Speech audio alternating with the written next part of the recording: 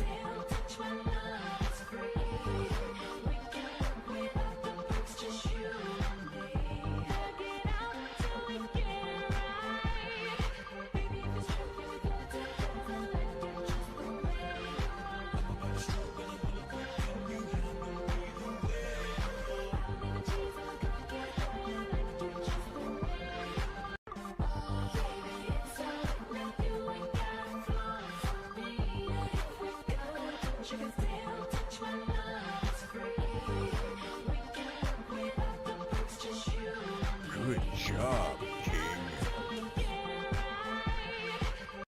CJ Busta, thanks for the tier 3. Damn, what a massive tier. Hey, put the H. I can't. The country still exists. Thanks for the tier 3, 64 months. Hell yeah. What is it? What is the fucking line? She'll go 100 hectares on only one tank of kerosene, or something like that. God, The Simpsons really was special, wasn't it? And speaking of special,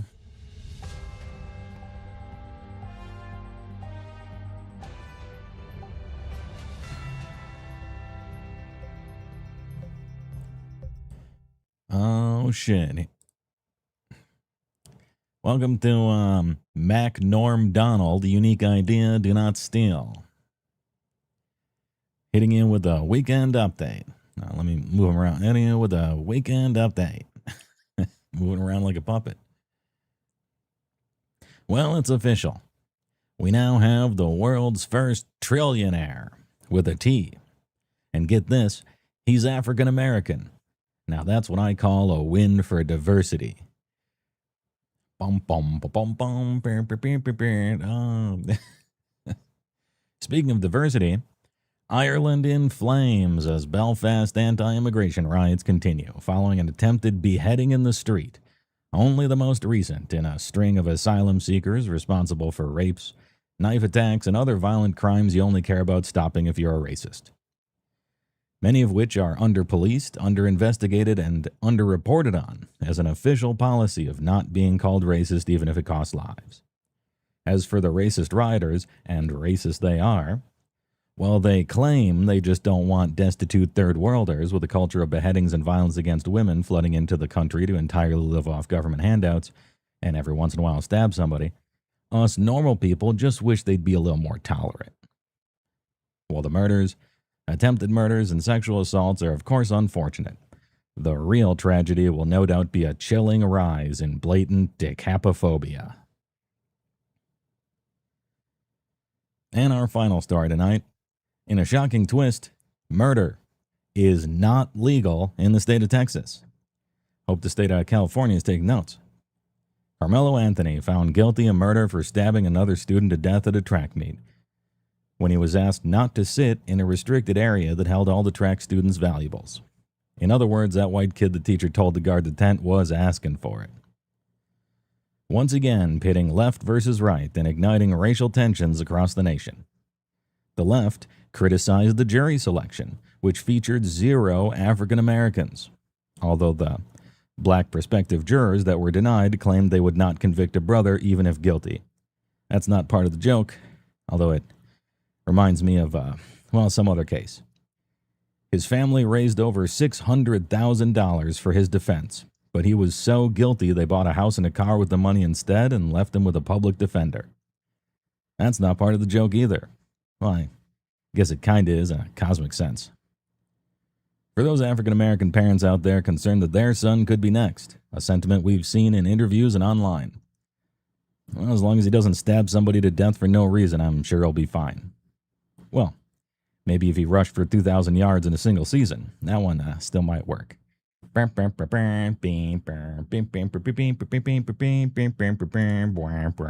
there's our weekend update with Morm Nack Donald, with Mac Norm Donald. He rushed for 2,000 yards in 1973. He can't be guilty. Glove don't fit. You must acquit.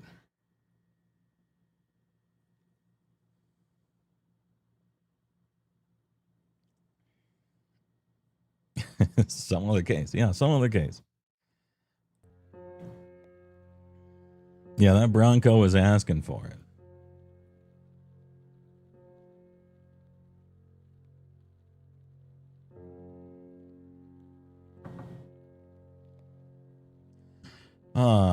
A nice Saturday. Still no face. I don't have a lamp. I don't have a lamp. I mean, I do. It's in a box over there, but I need a thing for it. Apologies. We'll get back to face cam in no time. Well, it is true that staring at my ugly mug is not exactly a draw to the stream. But there's just something about the production value of a webcam that if you don't have it, people are like not as involved. And it happens, I can feel it happening to me when I click on a stream, and in my head I'm like, no cam? You know, I get it. You know, when I'm not streaming, I'm a viewer like you. Who needs it? We got Big Oosh. Should I? Oh, hold up. Who has it? Does somebody have it? All right, I'll prepare it for a bit next time. I'll do the flip horizontal yow, you know, like the just Josh and ya. I'll have that in the lower left hand corner. Nordberg. Oh, Manzac Miniatures showing up for the EverQuest. Typical. I gotta have somebody in the chat that gives a shit about this until we get to riffs. It's me. You Big Winter had just taken over. Yeah.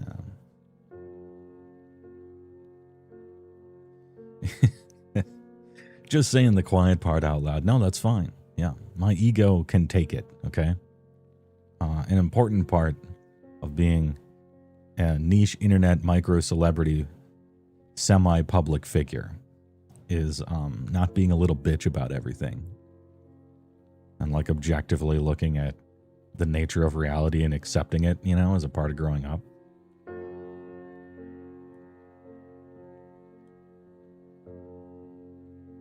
I'll spare you the kids these days because I don't really feel strongly enough to issue it, to be honest. Yeah, where's your sombrero, amigo? Yeah, I guess I could download a hat pack. Like I'm playing TF2. Get some hats on this guy. Where's the fez? Where's the fez and the bow tie? Although I guess that it's a little bit of a sore spot because Doctor Who is having problems finding a, what is it, producer, something moving forward? Because the show has been irredeemably garbage for half the lifetime of, I don't know, most of the people who actually liked the, the recent season. Dr. Whomst? All right, yeah. And we had some Brit Bonger news in the beginning, so I got to pretend like I know anything about their culture. Literally every position can't be filled. Well, hey, at least you own the chuds. Am I right? Got him. It's just worth it. It's just worth it.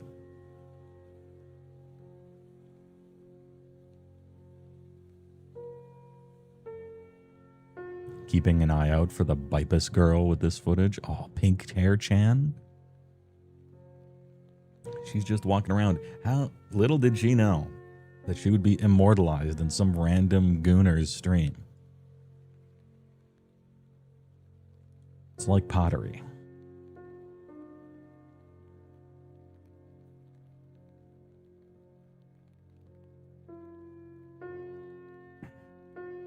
Oh, big news. Any more big news? Gaming news. So we're not using Norm.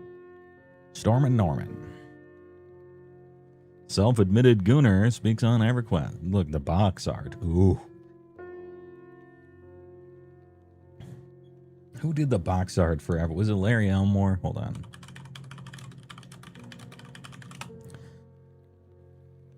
No, it was Keith Parkinson. Okay. That's right. Keith Parkinson. Damn, rest in peace. What a Chad. That distinctive 90s, early 2000s, even basically I would say maybe the whole 90s. Like kind of inspired by Frazetta stuff, but a little more smooth, a little more, how do you put this? I don't want to say corporate. Anyway, it's a fantastic art style that we have since given up for Chinese League of Legends cartoon ass goon bait slop. I can't wait for that shit to die. Hopefully it will someday. Yeah, Rubenesque, I guess.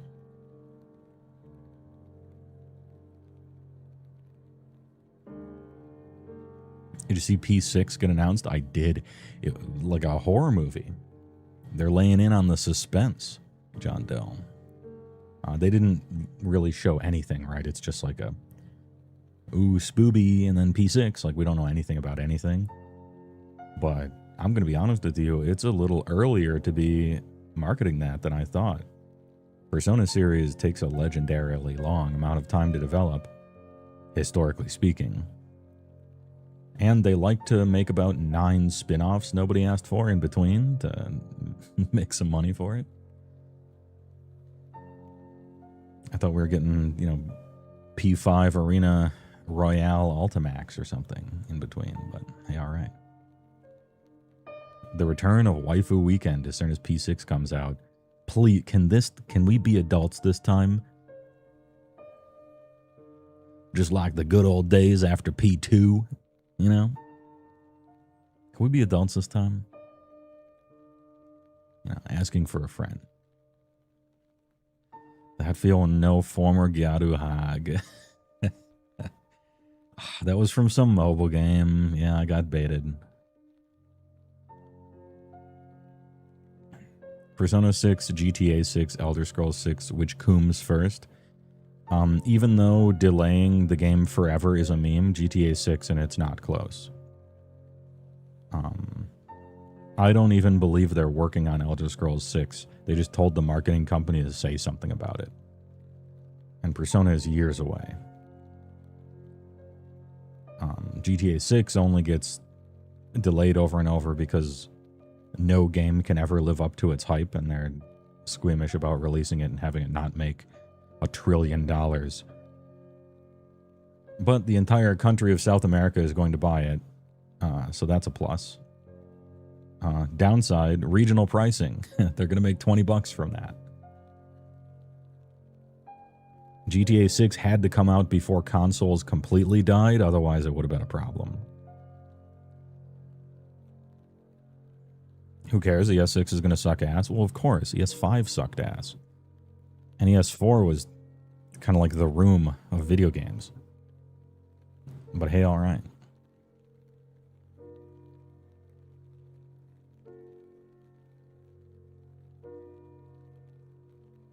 P2, did you take your arthritis medication today, big guy? Oh, yeah. How are the knees?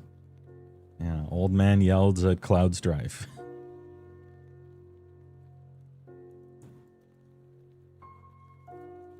Look, the main character was an adult.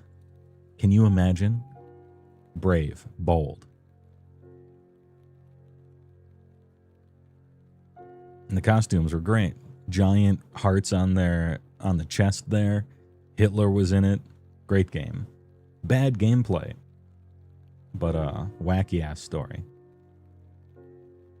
Old man puts it in H. Old man tries to type. Old man puts it in H and loses to docking. Eat shit. For life.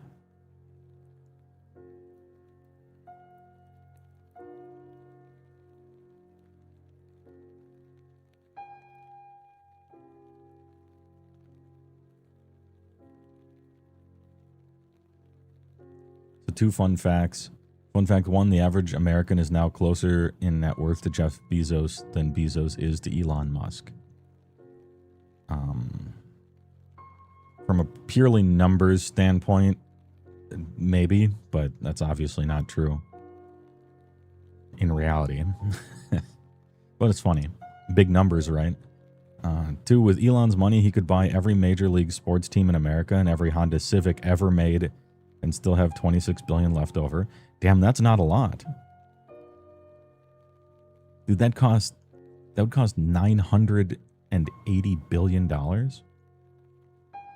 He'd be basically broke after that.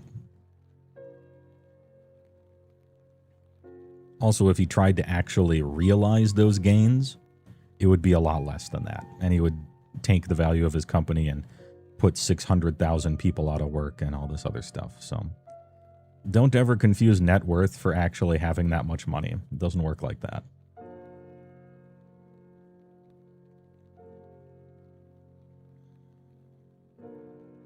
It's also kind of a fake.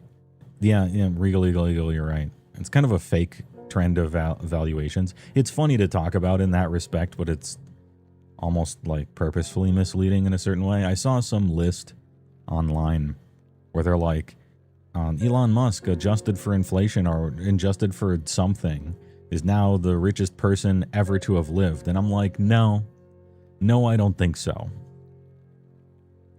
What's it? Carnegie controlled 90% of the United States oil when he was alive. Whatever kind of adjust for inflation you're using is wrong. Okay? You gotta consider it in the relative time period. Mansa Musa, I believe Mansa Musa he owned half of the entire world's gold, salt, and slave trade. You can't put some guy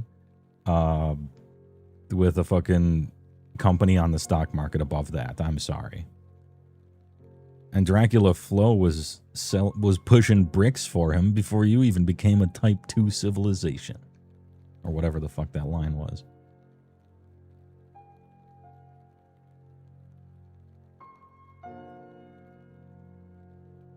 Also, the list is bullshit because even if you only consider nowadays, the Saudis are richer than him. Putin's richer than him right now, today. They just purposefully don't really calculate that correctly in an effort to have a headline, I guess.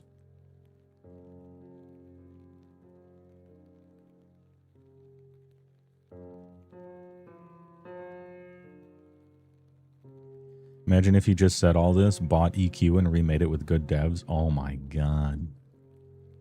Dude, 11,000 people worldwide would nut simultaneously.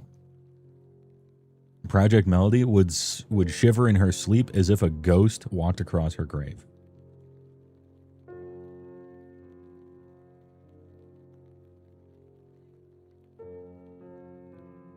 Yeah, and Xi Jinping is the total autocrat of China, and so that's, yeah, he's also richer in that respect. It's nice when you can be king.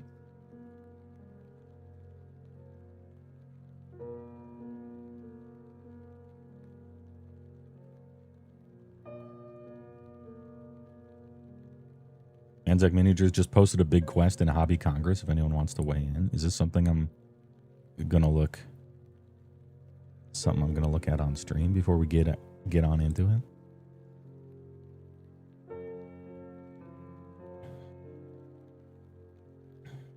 No, but it's actually fascinating, and this man cares about history, and we need more of that. And so I'm going to use the big emote. Go ahead and check that out in Hobby Congress. A Brief History of the World, Part 1. I'm richer than Elon because I have the love of my life. Yeah. I sleep in a giant spaceship. Oh, yeah. GD Panda sleeps in a big bed with his wife. How about that?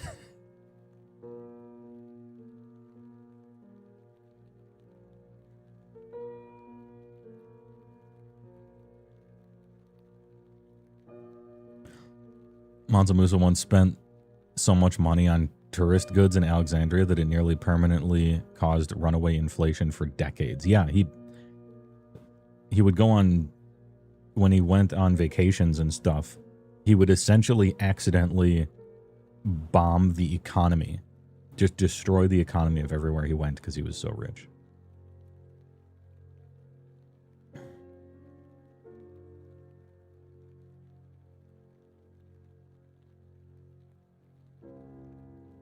Glad to see you streaming again on YouTube. Yeah, as you know, the first 2 or 3 I did when I got back, the EverQuest and HeyWoah radio ones, I was just playing nonstop DMC music, so I figured the YouTube thing would just get shot.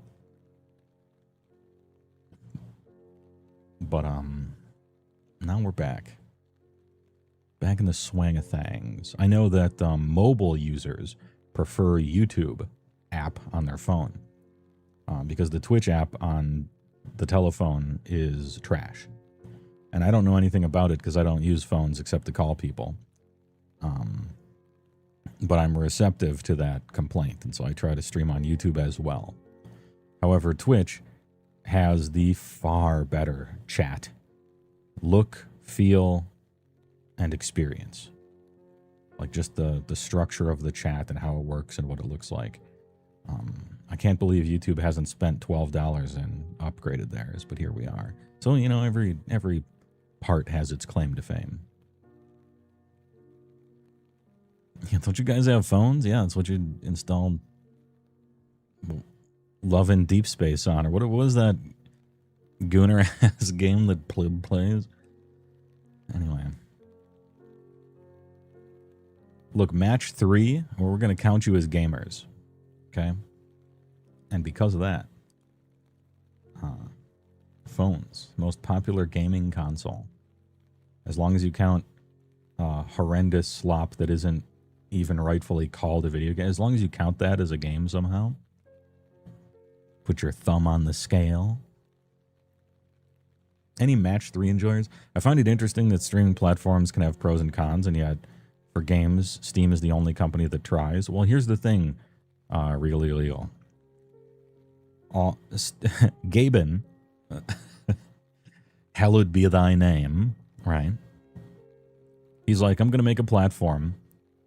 I'm going to try to make it good for the users. And then we're going to charge 30%, like everyone else charges.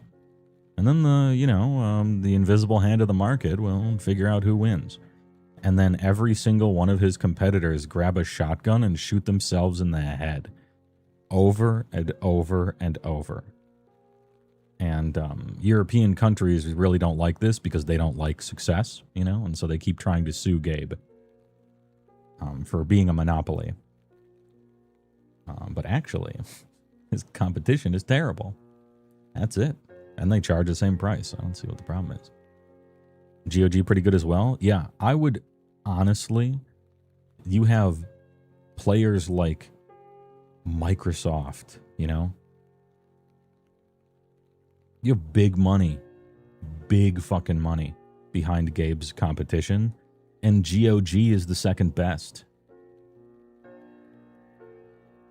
I mean, they're very niche. They only care about old games for the most part. There's new games on there too. They're trying to branch out. But, you know, for all that money and all those big competitive platforms, it's Steam #1, long pause, GOG #2.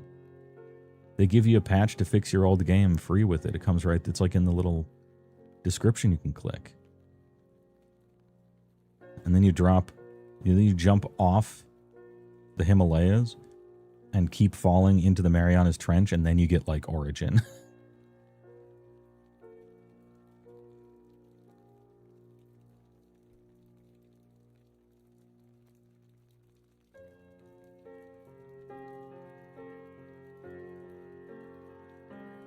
Also helps that Steam has a lot of good quality of life stuff for both the consumer and the developer and publisher.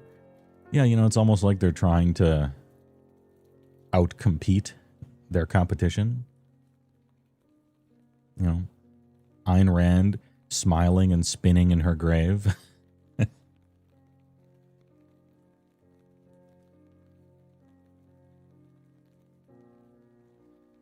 Also, Elon Musk does not own a yacht. Doesn't have a yacht.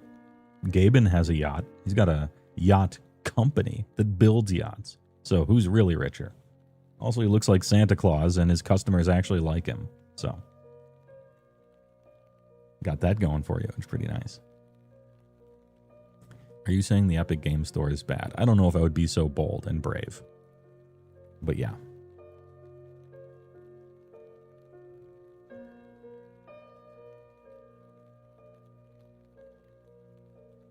Elon Musk has the steroids but doesn't work out build. Yes, that is the exact build, and that is it. Yeah, that's it. The like distended chest cavity, but then flabby arms, skinny fat.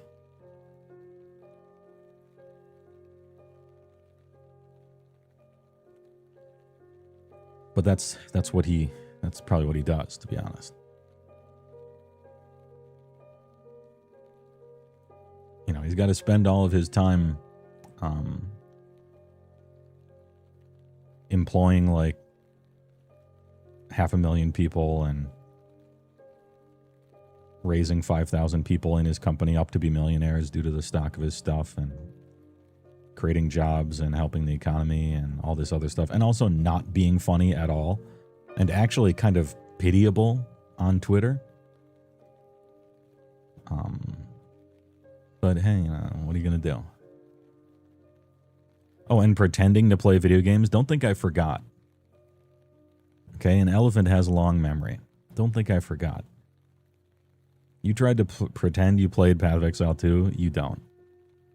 You tried to pretend you played D4. You paid some Korean to play for you. Elon's Maps. Never forget.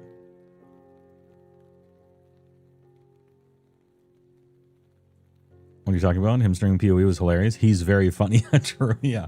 It was a bit. It was a Kaufman. It was a Kaufman bit. Or he pretended not to know what eye level was and looked at a scroll of wisdom as if for the first time, like a newborn babe. Yeah, it was perfect anti-humor. You're right. Actually, it's Machiavellian.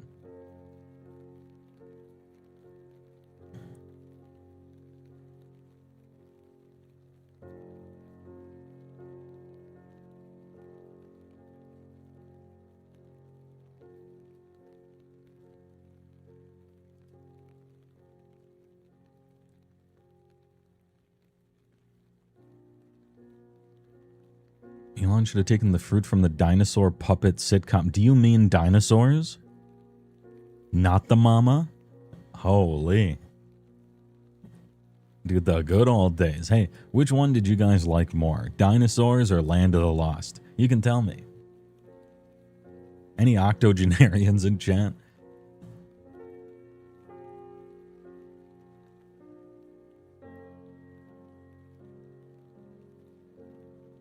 The Jim Hansen, perfect show. Dinosaur King, the awesome anime, hell yeah.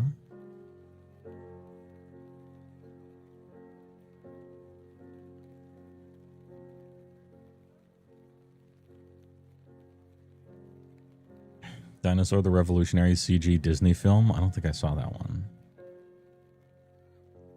You think the last people watched those shows died with the meteor? Bum, bum, bum, bum, bum, bum. Good joke. Good meme.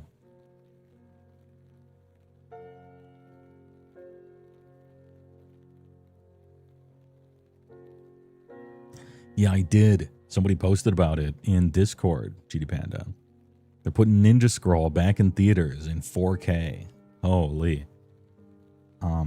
Absolutely classic 90s Japanese grindhouse, like ultra violence, no thought, no brain activity, just sex and violence drawn by a quivering hand as God intended.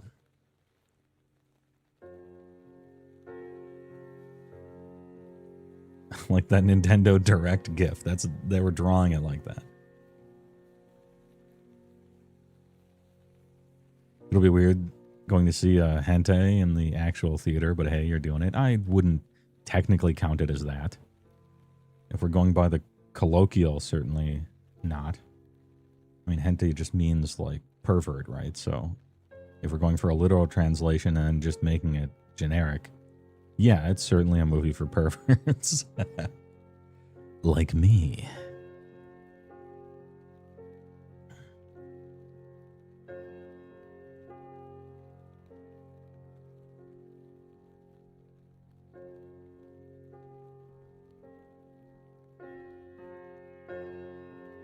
Deliberately not learning Chinese so the Hong Kong streets stay aesthetic instead of looking like the crass advertising they really are. Yeah, isn't that funny? And I think that's part of the Place Comma Japan meme, to be honest. Which is what it is pointing out. That if to you they weren't just moon runes, but they were like words, it would kind of, you'd be low-key disgusted by it, you know? Like Vegas or whatever. But because it's fantastical and you don't know what any of it says, it's like, wow, this is mystical. The Wonders of the Orient. Wow. Actually, it's not technically hentai. Please wrap it up. Yeah, true. Fair enough. Look, at all times, we have to be careful about our contrarian natures and do a little checksum. Just see if we're doing it for the sake of doing it. It's good, says Latino How. We're talking about dinosaurs and ass.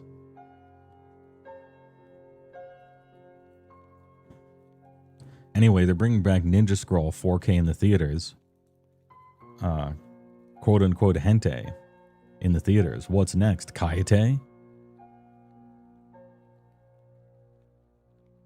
What was that other one? Mezzo Forte by the same people? I think they did another one recently.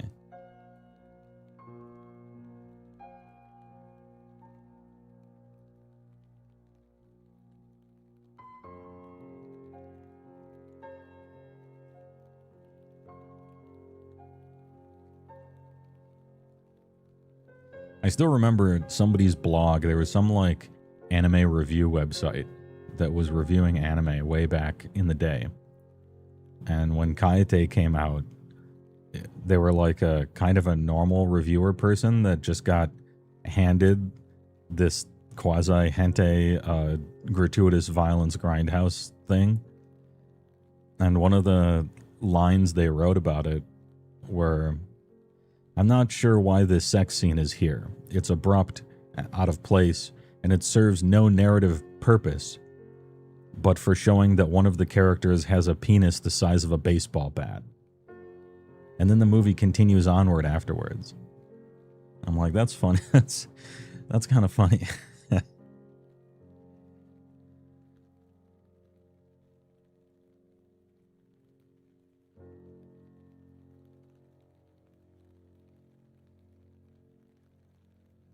And the answer was, the only way they could get funding was from a porn company.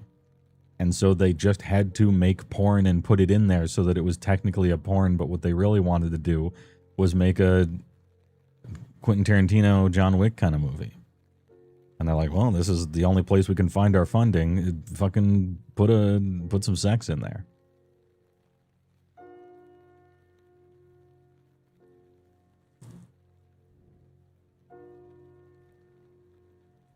You're not familiar with his work? How do you spell it? I'm not sure. If you want to find the review, even if it's still online, which I bet it's not, maybe Google Kaite anime review baseball bat penis. I'm sure plenty of good stuff will come up. That's a penis.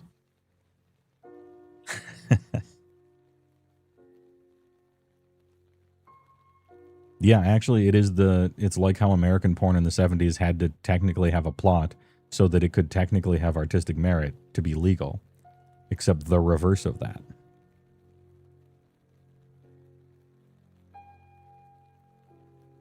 Your artistic endeavor must have porn to show it lacks artistic merit to get funding. It's like when you Googled how Sonic inflated the economy, yeah. Yeah, about that. Or when chat told you to Alt F4 to open up a menu in a game.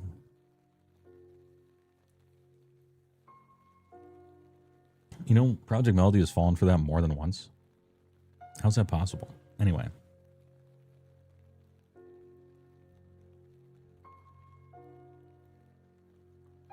Speaking of making sure not to have artistic merit. What am I calling these categories? What am I calling these categories for the tier lists? You remember the first time you got Alt F4 long, long ago in a galaxy far, far away. He's too stupid to breathe and walk at the same time. Look, just because she, on her way to the bus stop, she has to stop walking so that she can take a sip of coffee. Otherwise, oh, geez, it would just get too addled, you know? Got a lot of stuff on her mind.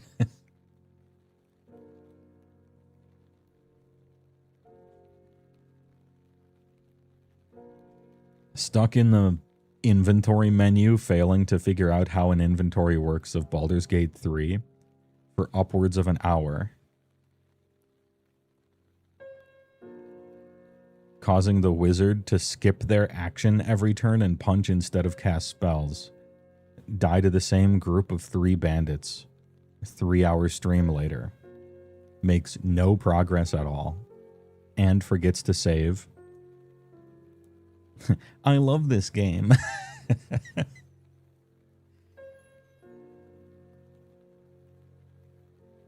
Could she beat the tutorial of Cuphead? No. Well, maybe. I don't know. The tutorial of Cuphead is just pressing a button at the right time, and that's clearly very hard for her, but understanding an inventory requires picturing, like, rotating the apple in your head. You know, it's different. It's a different kind of intelligence.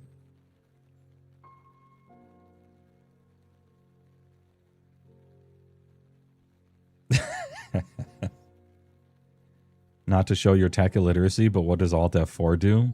Try it, and then when you get back here, after reopening your browser, you'll know.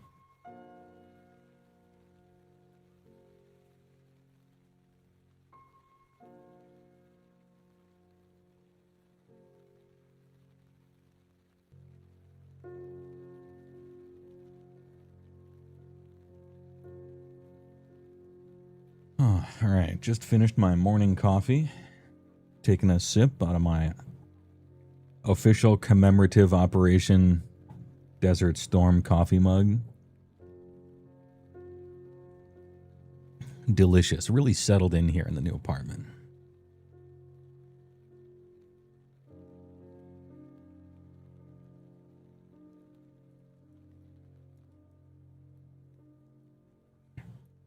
Which Desert Storm? There was only one, if I recall. The other ones were called slightly different names. H.W. Bush, Herbert Walker. The one in the 80s, the one who won. Marched right up to Baghdad and said, nope, we're not nation building. We're just here to do the right thing, and then we left. His son had something to say about that later, in a Shakespearean kind of way. That's all water under the bridge.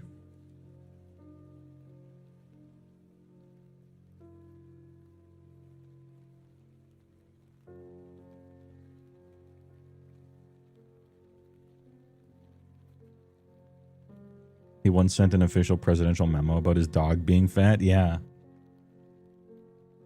Or the one LBJ, that one LBJ message about ordering pants. Dude, it was so good. Wait, did I just miss Pink Girl? I looked away for a moment. Fuck. Oh, and I'm getting a phone call from work. Hold up. BRB, right back. I probably have to take this.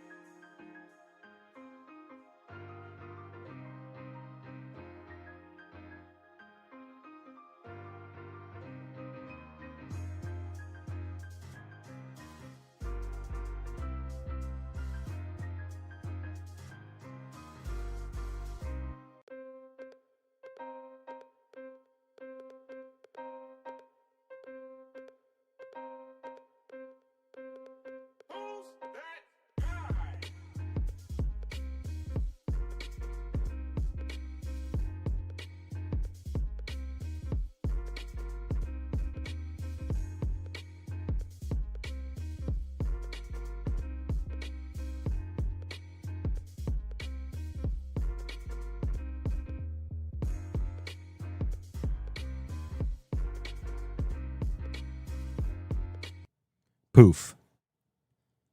I'm back. Sorry about that. I had to take that call.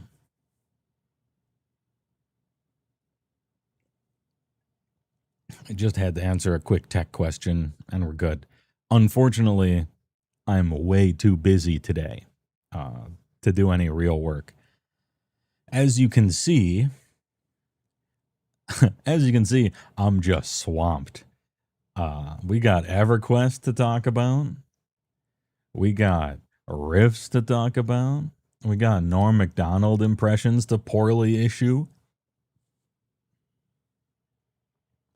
Time for your medication check. Hey, if anyone has to use the restroom next hour, I don't want you getting up in the middle of the presentation. So go ahead and do that now.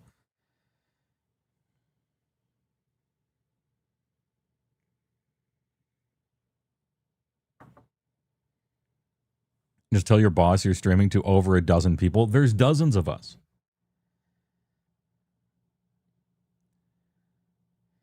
Do the Indian chewing gum companies work on Saturdays? Only the ones they pay under the table. What were we talking about? LBJ ordering pants?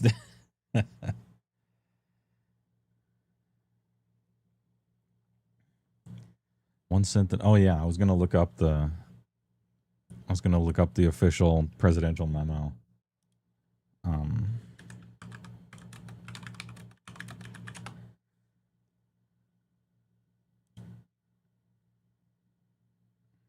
All right.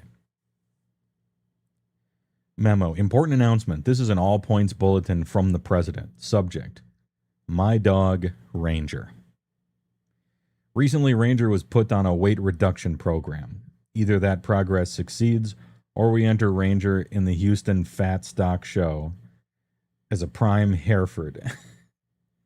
All offices should take a formal pledge, in quotes, that reads as follows: We agree not to feed Ranger. We will not give him biscuits. We will not give him food of any kind. That's my line in the sand. In addition, Ranger's, quote, access is hereby restricted. He has been told not to wander the corridors without an escort. This applies to the east and west wings, to the residents from the third floor, to the very, very bottom basement. Although Ranger will still be permitted to roam at Camp David, the Camp David staff, including the Marines, naval personnel, all civilians, and kids, are specifically instructed to, quote, rat on anyone seen feeding Ranger. Ranger has been asked to wear a "Do Not Feed Me" badge, like Ralph Wiggum, is in addition to his ID. I will, of course, report on Ranger's fight against obesity. Right now, he looks like a blimp, a nice, friendly, appealing blimp, but a blimp. We need your help. All hands, please help. From the president, George Herbert Walker Bush. A fucking "Do Not Feed Me" badge. So good. Damn, presidential memos. Perfect. Pants with extra room in the crotch specifically. Yeah, what did he say? It was like, and give me some extra headroom in the gooch or something like that. I can't remember what it was. It was good. Fat shaming your dog. Well, you haven't seen him, man. He was rolling around Camp David. The president was trying to save his life.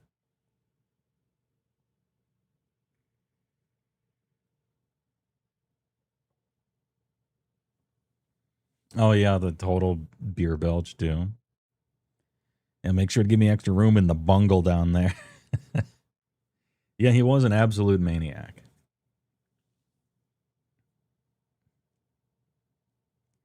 Oh, shit. Hey, anyway, EverQuest. Somebody once asked me, HeyWoah, I'd be interested in hearing about the classes of EverQuest with the coming of me, because of the coming of EverQuest Legends. And I'm like, I could talk about that for 3 hours, but I'll shorten it and make a tier list out of it and just go down the line. and I'm going to do it. Feel free to ask questions. This is not a prepared PowerPoint slide thing or anything. I'm just going to yap, all right? And please ask questions so that we can go on tangents and then forget where we were. It's not a joke. Can I get a presentation mode? Hold up. You know what I think would be best here? If I could move to the starting soon. And then, because as you can see, the the tiers, the chat on the left side of the screen is obscuring the tiers. So what I'm going to do is make the window smaller, but then I need something in the background. And so I'm going to have EverQuest open and then tier maker of EverQuest floating above it. And that's how we'll do it. And I'll just keep it there for riffs because I think that's funny.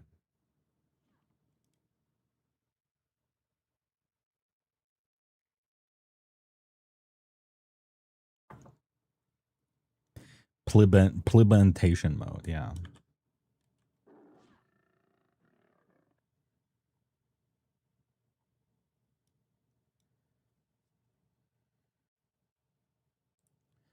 Okay, so here we have, as you can see, there are a few lion corpses.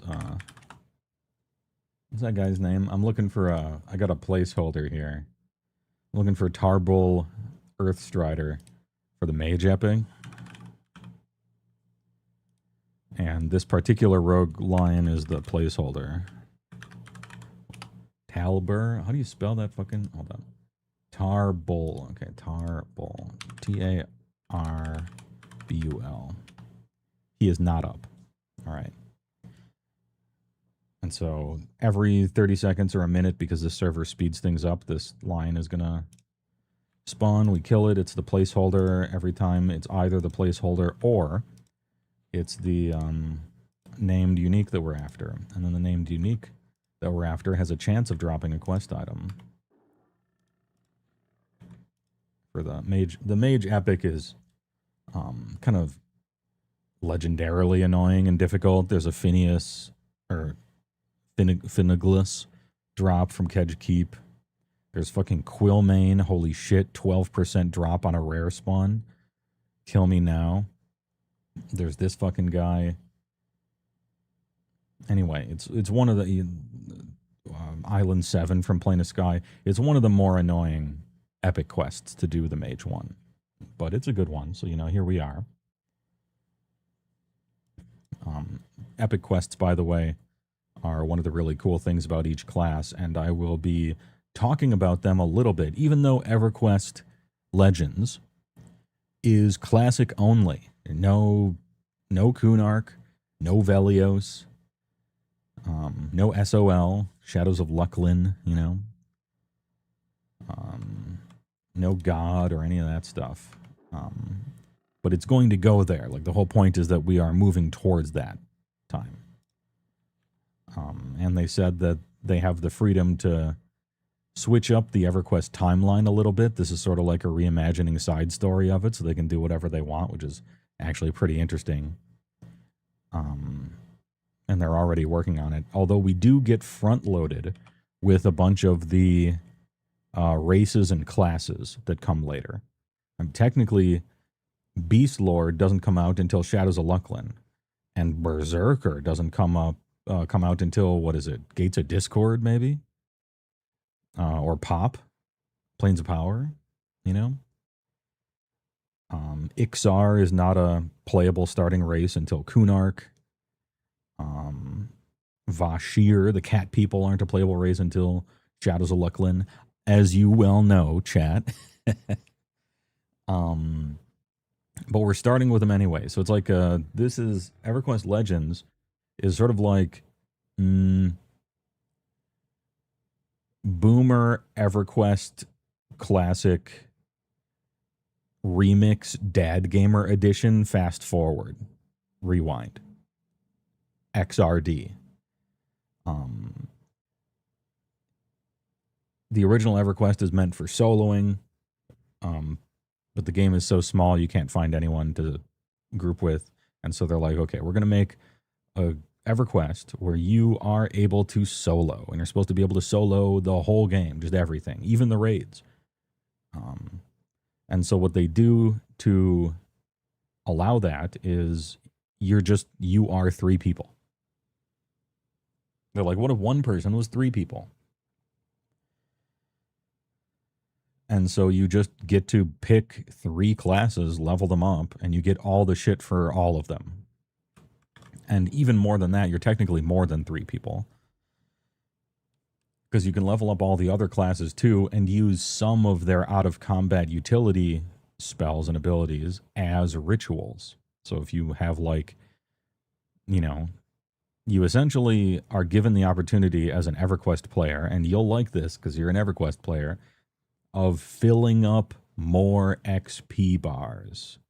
Look, there is an ancient, august tradition of human beings filling up XP bars and leveling up. If a bar is empty, it must be filled. That's it.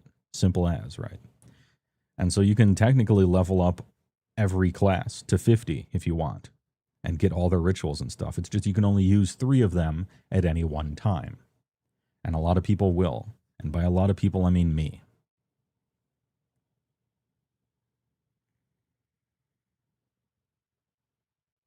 It would be like if they had Blood Elves in Vanilla WoW. Yeah. Besides that one tent in Eastern Plaguelands. Although those might be High Elves, I can't remember. And a few other places. They had different eye color. Don't worry about it. The Tylenol on Classic WoW, it could be for another stream, but I could talk even longer about that one. As World of Warcraft was, of course, the easier, improved quality of life version of EverQuest. In fact, most of the main developers of World of Warcraft played EverQuest. Tigol Biddies, Führer from Fires of Heaven, so on and so forth.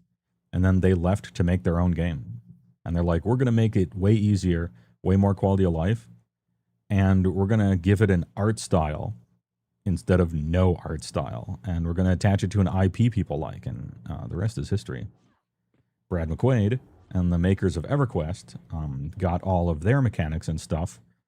And by mechanics, I mean weapon skills, faction, grinding faction, caring about that stuff, the mechanics of how combat and spells and things like that work, how the chat works, you join channel, leave channel, all that kind of stuff. All that stuff from WoW was taken from EverQuest, which in turn took it from Toriel Mud, Sojourn Mud, that Brad McQuaid played a whole lot, which itself was based on Mud, combined with Toriel from the Forgotten Realms at Greenwood, as you know.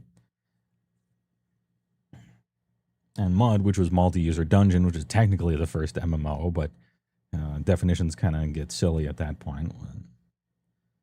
And then we go back to Colossal Cave Adventure. And then we go back to that being inspired by Dungeons & Dragons with Arneson and Gygax from TSR.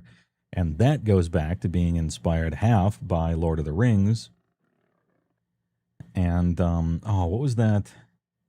Early 19th century war game, Kriegspiel, I believe, which itself had history in previous war games for countries a few, about 50, 100 years back, each successive time, all the way back to chess. And that's how we have the etymology, where we get to the maybe halfway point of EverQuest, and eventually WoW, and eventually other stuff.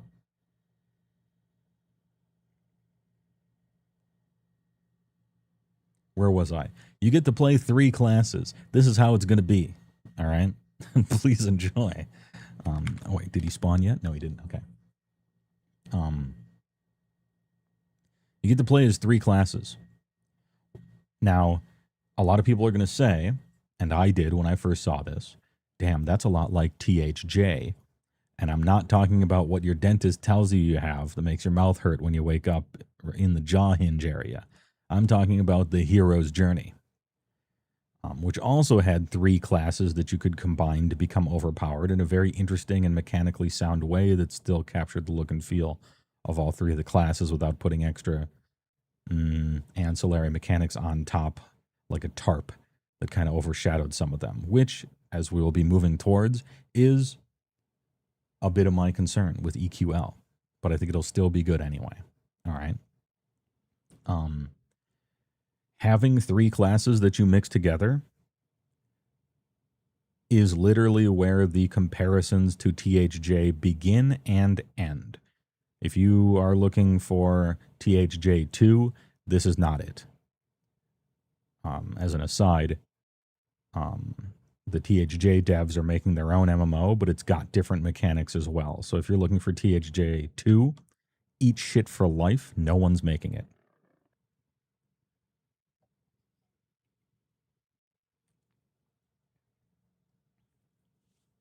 THJ was insano power fantasy, the crazy numbers with a bunch of custom content. Okay. In EQL, you are going to be terrifically overpowered in the context of classic EverQuest, soloing raid bosses, stuff like that. But it's not to the level of THJ, where you could, if a GM just showed up and spawned every boss from the first 5 expansions at the same time, you could run in a giant circle and just face tank all of them and kill them in about 10 seconds. That's the power of THJ, okay? We're not there.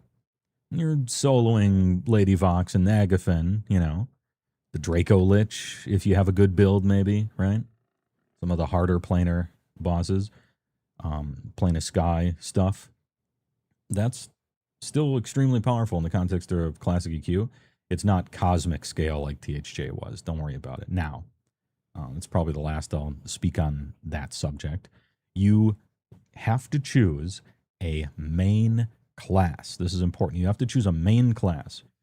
You're not just full mixing all 3, although you are. One of them is the foremost. It's your main class. How do you unlock main classes? Well, the first class, you just get to choose. It's that easy. The first race, you just choose. It's that easy. If you want to unlock different main classes and swap over to a different main class, you have to unlock them doing quests and faction grinds and just funny, just fun stuff. EverQuest things. Ooh, sell 400 bottles of wine to some NPC in Neriak, 3rd quarter or whatever. Craft a whole bunch of large bronze breastplates and kill 1 million lizard men, and now the people of Agak like you, and you can unlock the ogre class to take as your second race, and you can swap to that race, so on and so forth. You can do whatever you want with your other 2, but your first class that you lock in at 10 is your core. That's your main class. Now you can, as I said, you can change it, but hey, all right.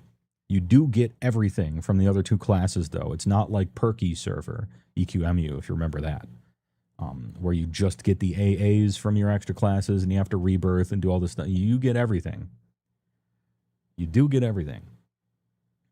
In fact, I believe, if I'm not mistaken, when you take your second class, whatever starting hit points and mana and stuff they had, it's just dumped into the giant vat of your HP and MP. Like, you truly are 3 people. Your starting characteristics, I think, are also just dumped onto your main ones as well. So you are a gestalt, a conglomeration. You have become incorporated. Now, what does this mean? Well, it means that one of the ways you can choose, and let's do this. Maybe we'll put this here so you can still see. While we're doing it, you can still notice. You can be a noticer. The EverQuest is in the background, but we'll also have this. This is the setup here. Anyway, so what this does mean is that one of them, I think perhaps the intended way, and a legitimate way for you to do it, but you don't have to, of choosing your combo is saying, well, I want to be say, I want to be a paladin. Okay? I want to be a paladin. And I always wished, damn, if only, because paladin, in case you don't know, has always sucked. Literal garbage class, especially in classic EverQuest. Class fucking sucks. Kind of like ranger or druid in that respect. Just, in hierarchies, somebody's got to be on the top and somebody's got to maybe lack a little dev time when they were rushing the game out. And so there it is. Paladin sucks, but you love the aesthetic, you love the ideal, you want that soul fire, you want that fiery avenger, shining plate mail, flaming sword, you standing between humanity and the demons and the undead. Based, actually. But the class just kind of sucks. You get all your spells 9 levels after clerics get the same ones. All your spells are terrible. You basically groan past them by the time you get all of them. Yeah, Lay on Hands is good. It's like a 12-hour cooldown, I think reduced to an hour or something later on. But that's still a crazy long cooldown for that. Yeah, stuns are cool, but any monster that you really, really, really want to stun is immune to stuns. So fuck off, right? And you actually have really bad healing spells. What you do have is Slay Undead. So when you're fighting against undead, your attacks have a chance to proc Fireball, and they fucking die. And also when you're fighting undead, you get a bunch of like direct damage spells that only work on undead that do a ton of damage and have a great efficiency to them. And here's where I talk about efficiency in this example. Here's where we come up against efficiency. Okay, EverQuest is an efficiency game. They don't do this anymore. The people said it wasn't fun, and they're kind of right. But this is an efficiency game. Early WoW used to be this too before they decided that everyone's mana bars should be infinite. And everything should just be a generator spender 1 2 3 1 2 3 4 1 2 3 1 2 3 4 rotation. You care about the direction your health is going, how quickly, and you care about the efficiency of your spells and your mana. A lot of fights are won because they run out of mana first. A lot of grinding sessions are made viable or not viable based on how efficiently you can kill stuff, one thing to the next thing to the next thing, without having to sit down and meditate and get all your mana back. You don't just eat food like in WoW and get it back in 5 seconds. You sit down, stare at your spell book, there's a meditation skill, and then you watch your mana bar move 1 pixel at a time in real life for 5 minutes, 10 minutes, 15 minutes. Now, that's not how EQL is going to be. You have this thing, you are resting and recovering health, and then it just blip, comes back up after a little while of being out of combat, because, circling around to EQL, it is the QOL of EverQuest, where, we got 6 kids, 12 wives, 13 jobs, and we ain't got time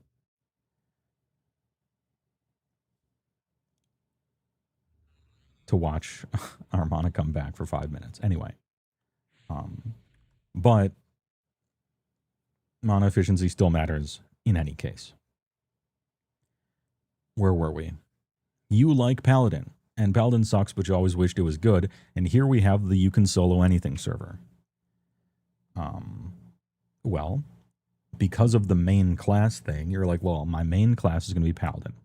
And then my 2 supplemental choices of classes are just going to be me creating the Uber din, like the Giga Chad Paladin that the class always should have been. Focusing on its strengths and making them stronger. So for instance, Paladins' heals suck. And they can't even really keep themselves alive when they're fighting hard stuff, even. They just get cleric spells. They're really older and lines that don't grow. So you know what? We're going to add cleric to it. Now, you have the best heals in the game. Some of them are instant cast that work later. You have even stronger undead nukes. You have way better buffs. Everything's mana efficient. And as a stance. I'll get to stances later, but you get the Spellblade stance. Everybody gets unique stances to choose from. And knight classes being Shadow Knights, which we'll get to in a moment, and paladins, they're like, what is the class fantasy of a knight class? Like a magical knight class. Well, you have a flaming sword. You use a two-hander like a goddamn Chad, and it's on fire and magic, so you get Spellblade. And what this does is whatever, and this is your choice, whatever spell you put on that first gem right there becomes a proc chance for your main hand weapon.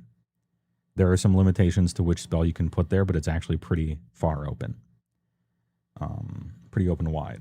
It just has to like not have a really long cooldown on it, and most don't. So you're attacking, and whatever spell you want just randomly goes off a third of the time or whatever, depending on your dexterity. So you're like, well, I could be a paladin, and I could put a heal spell from clerics on my main hand, and now I'm literally invincible. I'm swinging my weapon. Every third hit procs a 1,000-point heal or something, and I'm invincible. Hell yeah. Your Lay on Hands ability has a much shorter cooldown here. I think it's 15 minutes. And you get a brand new melee skill as a knight class, as a paladin. And I can't remember what it's called, but it basically swings your weapon, and it does like 3% of your mana bar in damage numbers. And every time you hit something with it, it reduces the cooldown of Lay on Hands by 1 minute. This Night Strike has like a 15-second cooldown, I think. So now we're talking, okay, every 15 seconds I hit him with the Night Strike, you know? Which means something like every, I don't know, 6 minutes or whatever, you get to full Lay on Hands. And every time you hit the enemy, it procs a heal. So we are truly invincible now. But if only, oh man, you know what we're needing now, though? Half of the class fantasy of Paladin is that you are invincible and a shining beacon of divine holy light. The other half of the class fantasy of Paladin is that you have a flaming sword and you hit people really hard with it. You smite demons. Well, let's add Berserker, which is a two-handed sword, Giga Chad, all gas, no brakes, full damage class. One of the main stance the Berserker gets doubles your attack speed and halves all your cooldowns at the cost of dealing damage to yourself. Now, normally dealing damage to yourself is kind of a concern, but not when you're healing every other swing and invincible and Lay on Handsing yourself every 7 minutes. Oh, did I say every 7 minutes? Because all your cooldowns are halved. If you're spamming Night Strike, your lay on Hands cooldown is like fucking 3 minutes or something like that.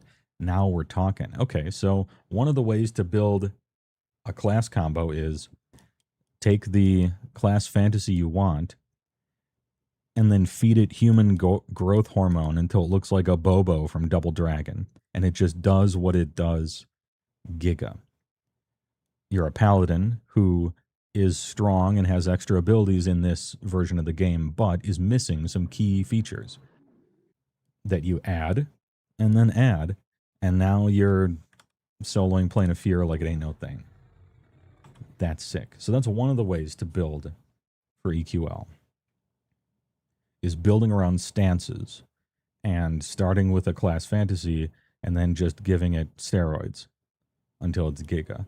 Another way to build, instead of choosing your main class fantasy and then just choosing synergistic things and being OP, is I'm going to essentially make my own custom class. This thing kind of doesn't exist, but I'm looking for a play style, and I want to kind of create that out of nothing. For instance, I want to send in my pet and then blast people from afar.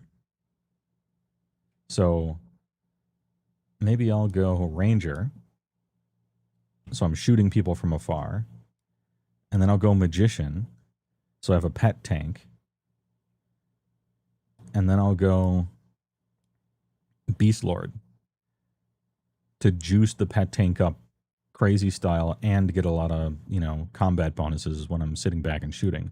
Or perhaps I'll go Bard to give myself 5 buffs and my pet 5 buffs.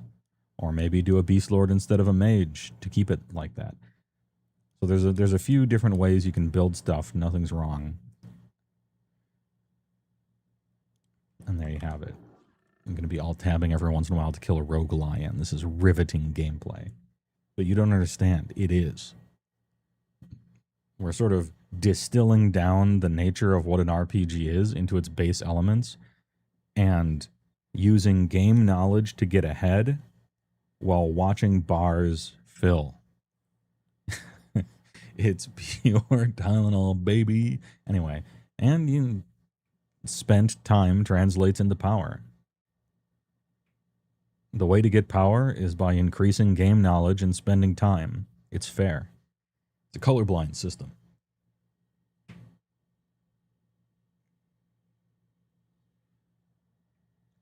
Oh, the new emote? Hell yeah. Oh, speaking of, everybody who's watching, please enjoy. I added 7 emotes to Twitch. Most of them are from the Discord, although I made a new one or two. So that we could, just spread the Discord culture a little more into the Twitch channel. Please enjoy. What are some of the other new ones here? I think I added a no. Yeah, we added no. We got Ken Cry, HeyWoah Awooga, CG Obusta is immortalized, HeyWoah Gulp, HeyWoah Mexodoc, of course, for the laughing Modoc. Mr. Cool Flat is here, and I even put the HeyWoah from SJ Arcade's editing. And of course, no fun allowed, and it's called HeyWoah Tapped. This land enters tapped.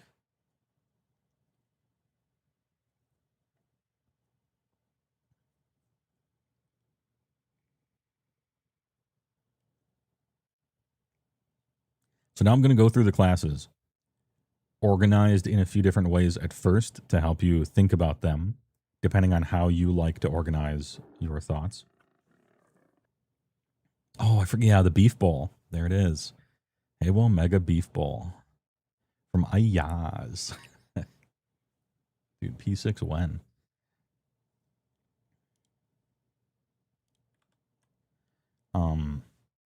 One of the ways that we can make this giant list of 14 classes or something a little more palatable is to separate them into categories. We love categories, don't we, chat? Hey, all right. I think this could afford to be a little, just a little bit, so we can see a little more of that thing, kind of like that. Some of us earned this one. Times have changed. Oh, I didn't notice Ortorius. I'm so sorry. There are still plenty of custom emotes locked in the gated community of bit enjoyers. I forgot that one was one of those when I did that. I didn't intend on robbing you of your dollary dues. I could either take it away or replace it. I think I'll replace it with a new one for the...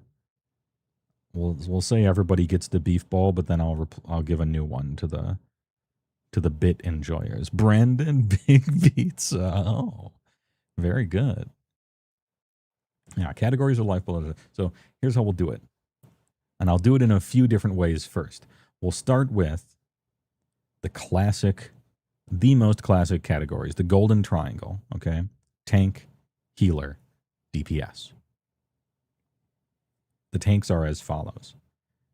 In order of how good they are, historically, but not necessarily on EverQuest Legends. Warrior. Main tank for raids. Kind of boring class.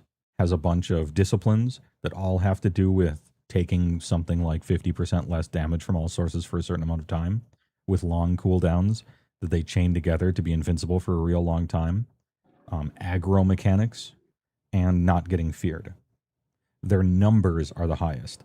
Technically the highest armor class numbers, technically the highest attack numbers and double attack numbers and riposte numbers and parry and, all this other stuff. You cannot cast spells. You have one move, and it's kick, and you can either press that button or not. It actually doesn't matter. If you're using a shield, which you are because you're tanking, you can use bash, which interrupts spell casting, which is good and does more damage than kick eventually. Although eventually kick does more, but that's beside the point. And you have a bunch of disciplines.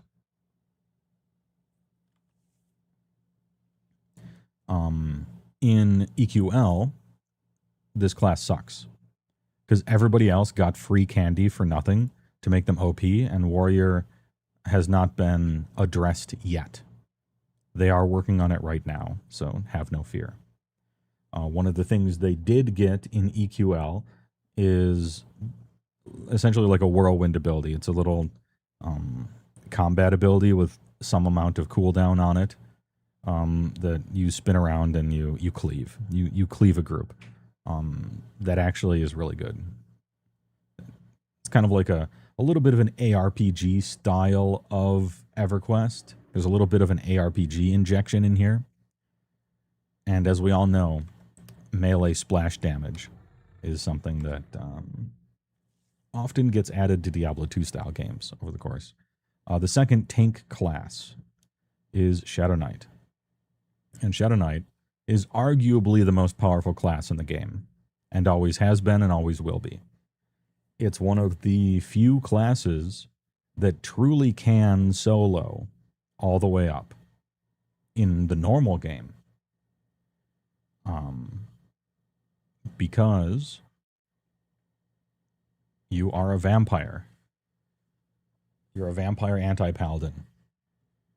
You have big armor. You're supposed to use a two-handed sword to tank with, and you do. You have a bunch of life taps and life drains. You have a bunch of spells, auras, enchantments, and two-handed weapons that all proc lifesteal effects when you hit people, or they hit you, or you cast something, or whatever. You have a little tiny skeleton pet that's like a really shitty version of a necromancer pet that is useless and does no damage and dies constantly. And you use it for pulling, mainly. You send it in to pull monsters, it dies, and you don't care. And you get a lot of utility, actually. If I recall correctly, you get Dead Man Floating, you get Invisibility to Undead, you get a Feign Death spell, and Feign Death is really good utility. Very good utility, Feign Death. You have better aggro generation than anybody else, except for maybe Ranger, technically, at different points. You have AoE aggro stuff, so you can tank groups of monsters, which Paladins just can't do, and Warriors can do once every 15 minutes, maybe. And you do more damage than the other tanks as well. You're just a chat. Everybody likes it because it's OP and great and fun. I have a 125 or whatever the max level was 2 expansions ago, Shadow Knight, and it is indeed fun. And your Epic 2.0 is a 5-minute right-click this to be invincible and do 1 billion damage, and also your entire group does as well and has like 500% bonus lifesteal for like 2 minutes. The shit's cash, and you can click it from your inventory. You don't even have to be using it anyway. Downsides or weaknesses of Death Knight. I just called it a Death Knight instead of Shadow Knight. Pardon me. The gameplay is a little bit of a piano key, okay? You have a lot of abilities that all kind of do the same thing that you put on your bar. And so you're like, you're swinging your weapon, and then you're like, life tap number 1, secondary life tap number 2, tertiary life tap number 3, fourth life tap, and then you start over. So that you do have a lot of spell gems on your bar that are all like little taps over and over that do stuff. So some people don't like that. Some people like a little more forced, a little more focused.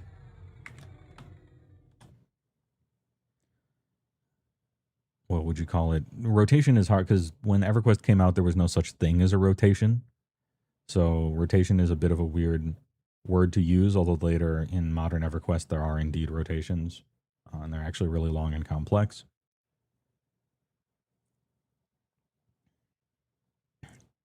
in EverQuest Legends specifically, Shadow Knights are weaker relatively than they are in the normal game.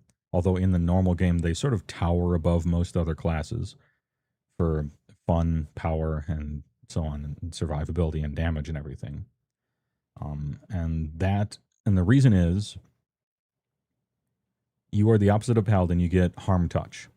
So instead of a full heal, which is Lay on Hands, you have Harm Touch, which is an unresistible giant damage thing based on a percentage of your life total on the same long cooldown. And yes, you have a different Night Strike for you as well. The Paladin's is a 3%, I think, of your total mana bar in damage and reduces the cooldown of Lay on Hands. Shadow Knight is a 3% total life in damage, and it reduces the cooldown of Harm Touch. Now, Harm Touch's damage isn't quite crazy enough to make it equivalent to 100% complete healing yourself. Like LOH in the normal game is worse than Harm Touch. In EQL, Harm Touch is worse than Lay on Hands. In a vacuum, I would say.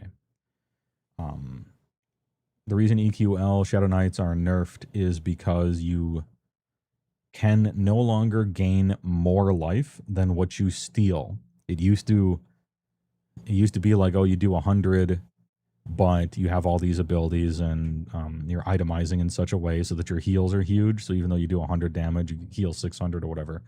Now there's a cap, and so you essentially have to itemize 4 big damage taps, which is way harder to itemize for. And so your taps are relatively weak right now, but they are looking into it and working on it. So we'll see. And they also made your pet. I think your pet is a Giga Chad now. Like he's actually a real thing. He used to be basically ornamental, I would say, at different time periods. But now I think your pet is officially like a knight class or something, and he's worth a damn in EQL. So that's cool.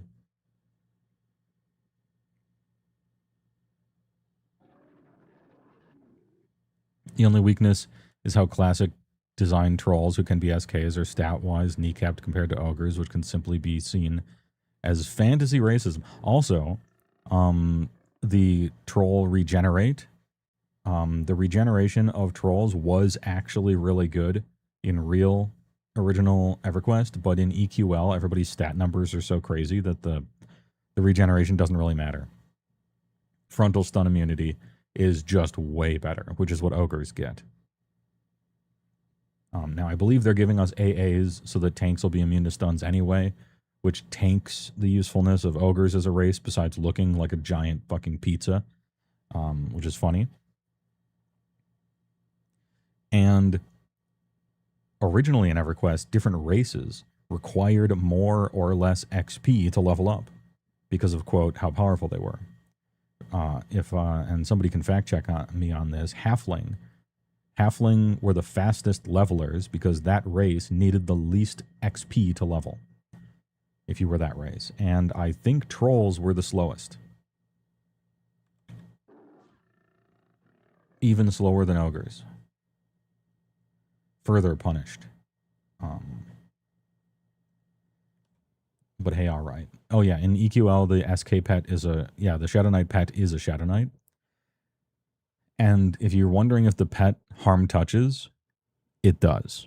The pet will harm touch. Also, if you get your pet killed and summon another one, it has an independent harm touch cooldown. So, in true evil boss fashion, you, as a Shadow Knight, can summon a pet, send it into harm touch, and then next pull, just real quick summon a new pet, send it in, and harm touch on its own cooldown. And then just keep doing that forever. That's funny. What race looks the coolest? It depends on your personal taste. But original Ogre looks great, but there's reasons not to play it that I'll get into later. Dark Elf Male looks excellent. Kind of fond of Ixar. Especially Ixar look cool in robes, I think. We're using the original character models, obviously.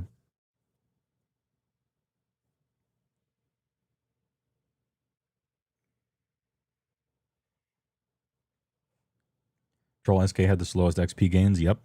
And they also suffered negative. Oh, I forgot about the fire res, which is a really bad res to have negative of. Although technically maybe the worst resistance to have negative is disease, because a lot of the slows are disease based. They also are stat wise just worse SK than an ogre, which for zero reason was vastly better stat wise and had no raise penalties like a troll for some reason. Yeah, the starting stats are not balanced. In EQL, they still aren't, I don't think. But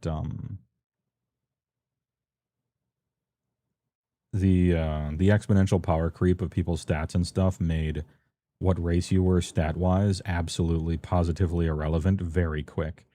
In original EQ, though, it still mattered, and I think it might still matter just a little bit here, but it'll quickly be eclipsed by aesthetics in my IMO.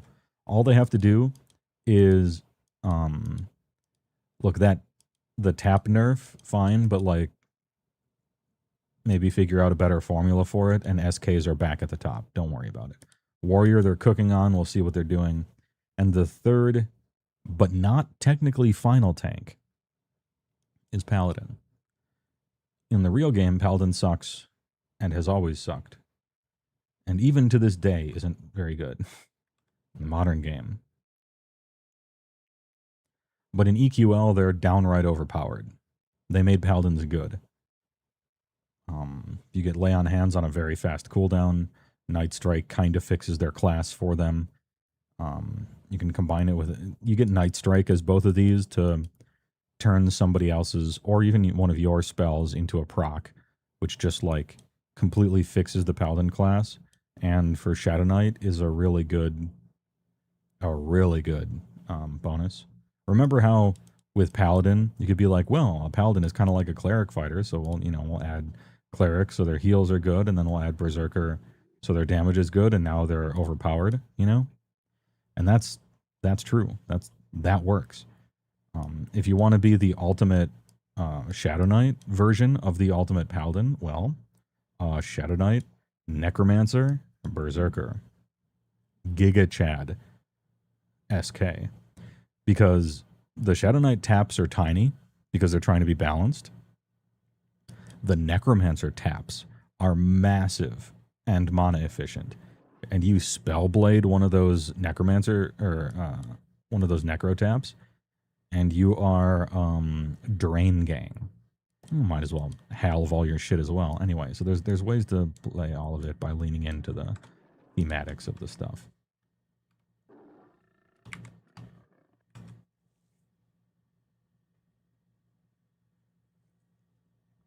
And these are your three core tank classes.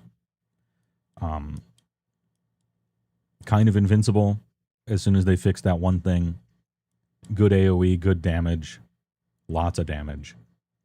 Feign death, huge utility, and some invisibility. Paladin, absolutely immortal. Stuns when they matter, which is half the time.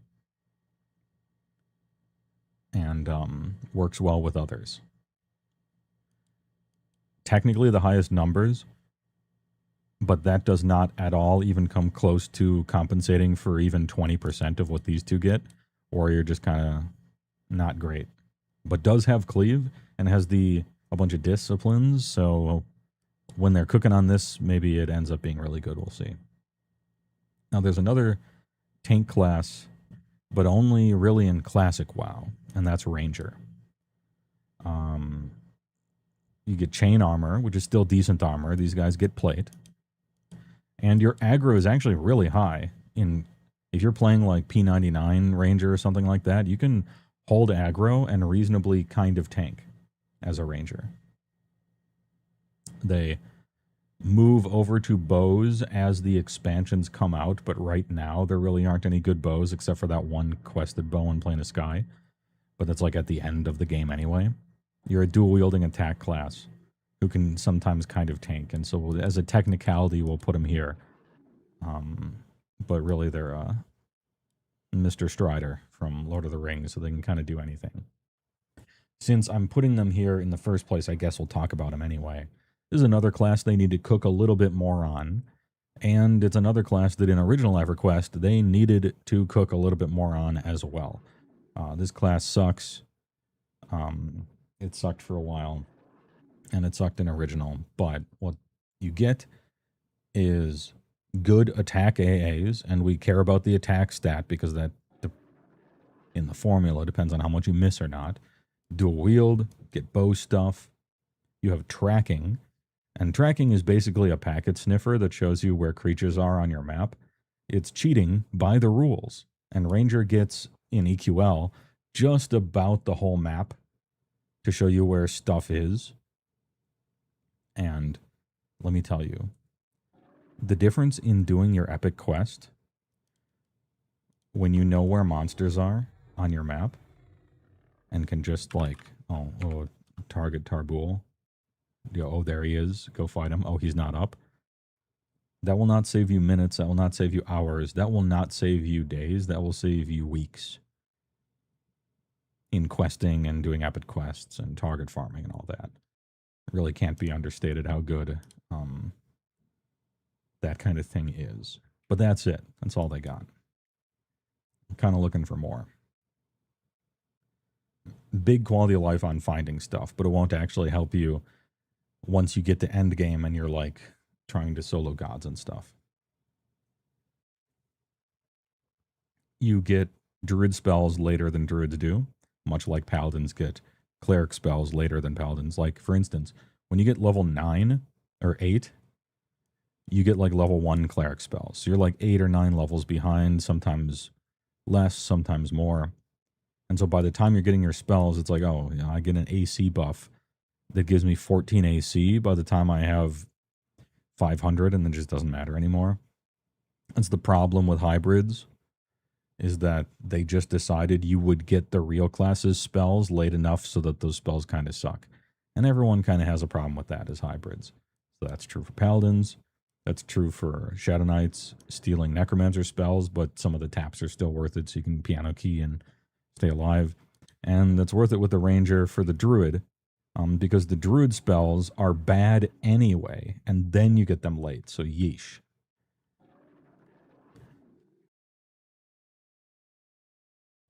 But hey, all right, they're cooking. They're working on it. When you multi-class with it, it gives you big attack bonuses, which is great, and it gives you tracking, which is really good quality of life.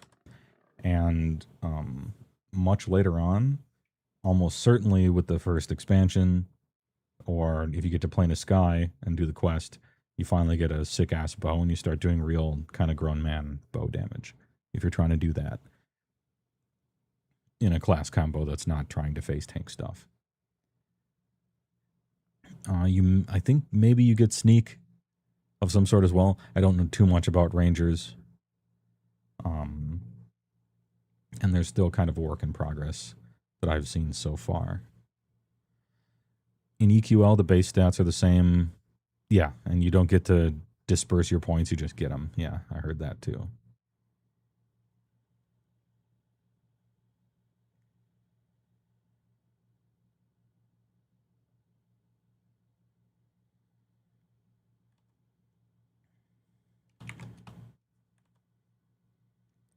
So anyway, this one, not technically a tank, but you can kind of tank with it. In EQL, I don't know if you can, but hey, all right. Technically, it's DPS, but it's a halfway point. Another one that can kind of tank sometimes, but really it's a DPS, is Monk.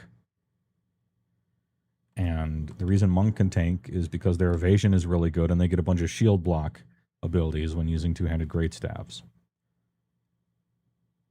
Their evasion is super high. Their block is super good, especially for a DPS class. They have Mend on a much shorter cooldown than Live. It's like a 1.5 minute cooldown. Mend is a button you press, and it heals you for something like 30% of your life bar, depending. Yes, it can crit. As the skill goes up, it gets better. and you get Feign Death, not as a spell that could be interrupted or, screwed with in some way like the Shadow Knights get. You get Feign Death pure Feign Death. You click the button, it's not even a spell, it's just an ability, and you fall over, and the cooldown is pretty short. And eventually you end up getting AAs where you have a bunch of them and they're unresistible and all this other stuff. Feign Death is very good utility. But what else do you get? Well, historically, the highest DPS in the game, especially in Classic EQ.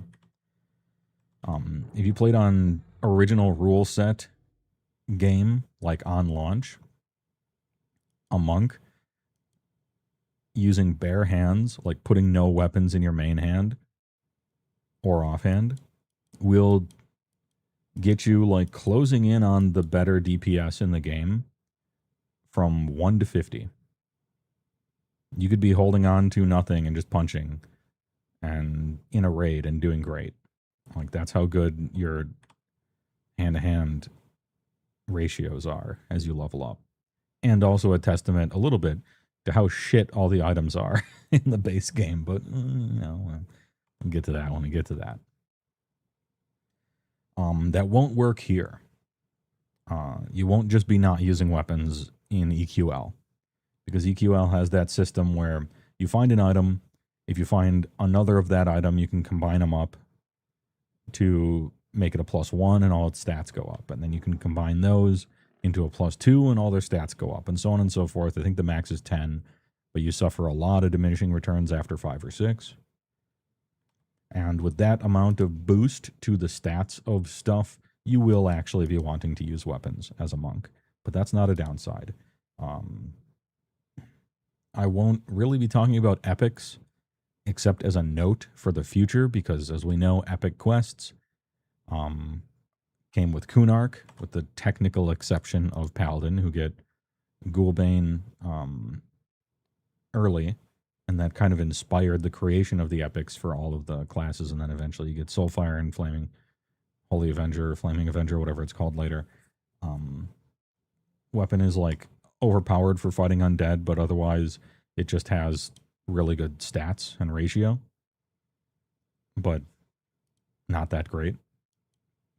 Blade of War, Blade of Tactics is like okay for warriors. It's got a hate proc on it, which mattered back then, but you probably don't care about hate procs in a solo server. It can convert into a two-hander that's like okay. Warrior is very group play centric, as you might imagine. Shadow Knight Epic is very good. I can't remember what the Epic 1.0 does. Way later on, you get the best Epic weapon ever. Like, nothing is even close. Okay, one thing is close. We'll talk about it when we get to Cleric. But it's like a right-click from your inventory, 500% damage and lifesteal for your whole group on a 2-minute cooldown, or for 2 minutes on like a 5-minute or 10-minute cooldown or something like that. Crazy strong, but that's expansions and expansions away. The monk one is Celestial Fists, which go in the glove slot and give you a right-click super haste that stacks with everything, I think except Bard Songs maybe. 100 hands effect. You are punching fast. You get dual wield at level 1. Depending on the era, two-handed staves are better, and depending on the era, dual wielding is better. I don't know what'll be better in EQL. My guess is dual wielding. Big damage, no mana bar, no spells. You have a whole bunch of different like flying kick and spinning kick attacks that don't stack with each other, but sometimes do stack with each other, that are fun to press every once in a while. But you're really, you don't get much, but what you get is good. Mend is a big heal on a short cooldown. That's great. Feign Death is one of the better utilities ever. You're reasonably tanky, do a lot of damage, hit really fast. When you're combining classes, one of the few classes that can end up using, when we get to them, both epics at the same time, because your epic is a glove slot. So you do the monk epic to get gloves, and then if you're like a monk, whatever, a monk Shadow Knight, oh, my glove slot is the monk epic, and my weapon slot is the SK epic. You get to stack them. That's kind of sick. And they can kind of tank. We'll see how tanking balance works out in EQL. If you have to have a tank class and a DPS class and a healing class, like if the game is hard, then monk stonks actually might go down a little bit. But if the game isn't too hard, like doesn't really, like you have to have a healer, you have to have a tank, then monk stocks go through the roof. It all depends. It depends on how much self-healing and stuff any old combination of class can codge together. But monk really good. Do note that I'm putting these in A and these in B, not because I'm doing the tier list yet.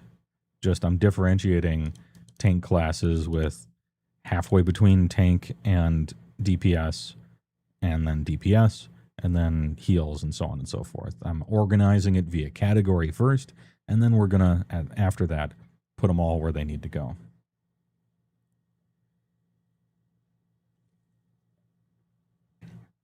Menda's on a 6-minute timer, while Harm Touch and Lay on Hands are 72 minutes. Well, originally, Harm Touch and Lay on Hands were on a 12-hour.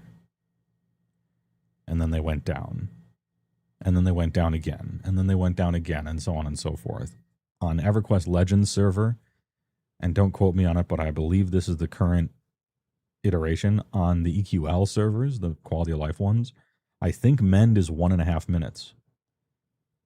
And I think Lay on Hands and Harm Touch are 15 minutes with Spellblade, or not Spellblade, but with Night Strike kind of things that can lower it further.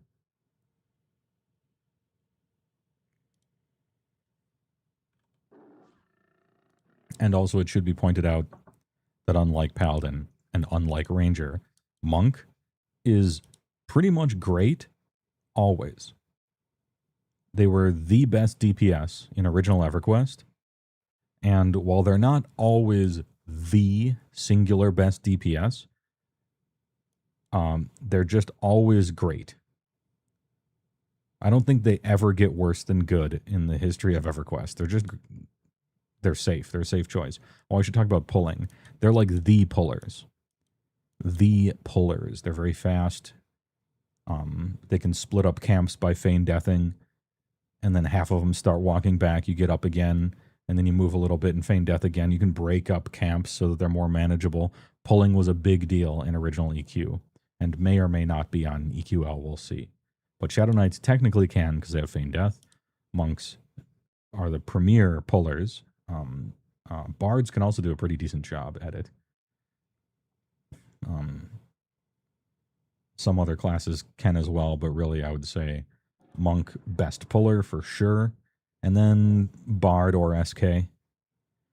And then some other classes can do some stuff, but, you know.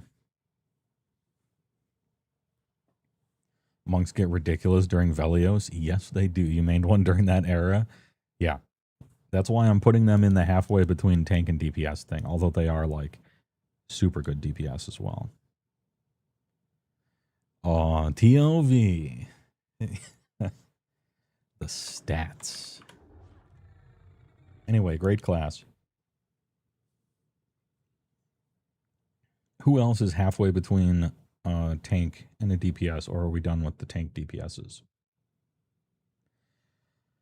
I mean, if you want to count pets as a tank, you know, you could do, you know, mage and this guy, and the necropet really isn't, like, it's a distinctly not great at tanking necessarily, but I don't think I'll do that. Well, no, I'll do that. It's just they're different. So this is like a reasonable place to put them, halfway between a tank and DPS technically, because, and I'm doing it in this order. I think is Magician and Beast Larad, because their pets can tank. That's their jobs. Will the pets on this server be overpowered enough to tank a god while you just sit there healing it and sometimes casting nukes? I'm going to be honest. They should. Oh, I don't know why. That's wizard. Sorry, this is magician. Pardon me. I play a mage. Holy shit. Anyway, magician and beast lord. Pardon me for using the wrong symbol. All I'll say is, if your pet, as these two pet classes, cannot tank gods, while you sit back and heal the pet and nuke the boss, then I don't know what the point of the classes are, except for as salt and pepper on some other person's 3-card combo. They probably should be able to, so we're going to operate under the assumption that they can. Because otherwise, what's the fucking point? The magician pets are technically the strongest pets, even before you get your epic, which is one of the most miserable epics to grind out, as you can see. And that fucking hill giant, I've been killing the placeholder here for 1 hour and 30 minutes. Still hasn't spawned. I don't know if it's possible that this server has some other different rule for how this is supposed to work, but yeah, all right. And I'm just wasting my time. We'll see. You have 4 elemental pets to choose from: air, earth, water, fire. As you know, the periodic table of elements continuously ignored by the fantasy community, going on 60 years. But here we are. They did a revamp to pets recently on EQL, and they made them all fucking chads. The previously almost ornamental Leweek pet the SKs had is now a Shadow Knight that harm touches and fucks shit up. Great. The mage pets are all warriors base, plus get a second class glommed onto them. That's sick. The water pet is a rogue because it backstabs. The air pet, I believe, is a monk, and it stuns. The fire pet, I believe, is a wizard, and it has a damage shield and casts spells, and always sucks. And the earth pet, I think it's a ranger, which means its attack is higher, its defense is huge, and it roots stuff in place. And it's the one you typically tank with. If you're fighting the hardest stuff. And then there's the epic pet, which is ludicrous and has essentially the power of all 4 combined, kinda. The Plane of Hate drop is the worst drop to get. I don't know, man. Quillmane is so bad. Quillmane is so bad. The Burning Woods triple worm random spawns that you have to kill half the monsters in the entire zone looking for placeholders that have a 12% chance to spawn the PH1, like a low but not quite as rare chance to spawn Nezabazneza or whatever his name is, and then the Guyland guy. I fucking hate the Burning Woods part. It's possible that Quillmane is technically worse and takes longer. You have to go to Kedge Keep and kill the main boss there, looking for a fucking boss drop. You got to go to Plane of Hate. The I can't remember what the guy is called, but for that elemental staff of earth he's got, that shit sucked. But it might end this fucking hill giant that just will never spawn, but I think maybe I hate the Burning Woods thing the most. I don't know. It's hard. It's hard to... Yeah, you might be right. The Plane of Hate is probably the worst one, but geez. The Mage Epic is so fucking bad. I hate it. But unfortunately, it's also like one of the most necessary to get for the class to be proper. You don't actually have to do the Necro Epic. It's whatever. You don't have to do the Warrior Epic. It's fine. Just get better weapon drops. You don't have to do the Wizard one. The Wizard Epic actively sucks. Yeah, not Whistling Fist. Celestial Fists are great, and this and that, but like a mage without the Mage Epic is so noticeably worse than one who has it that like it's the hardest and it's the one that you just have to do.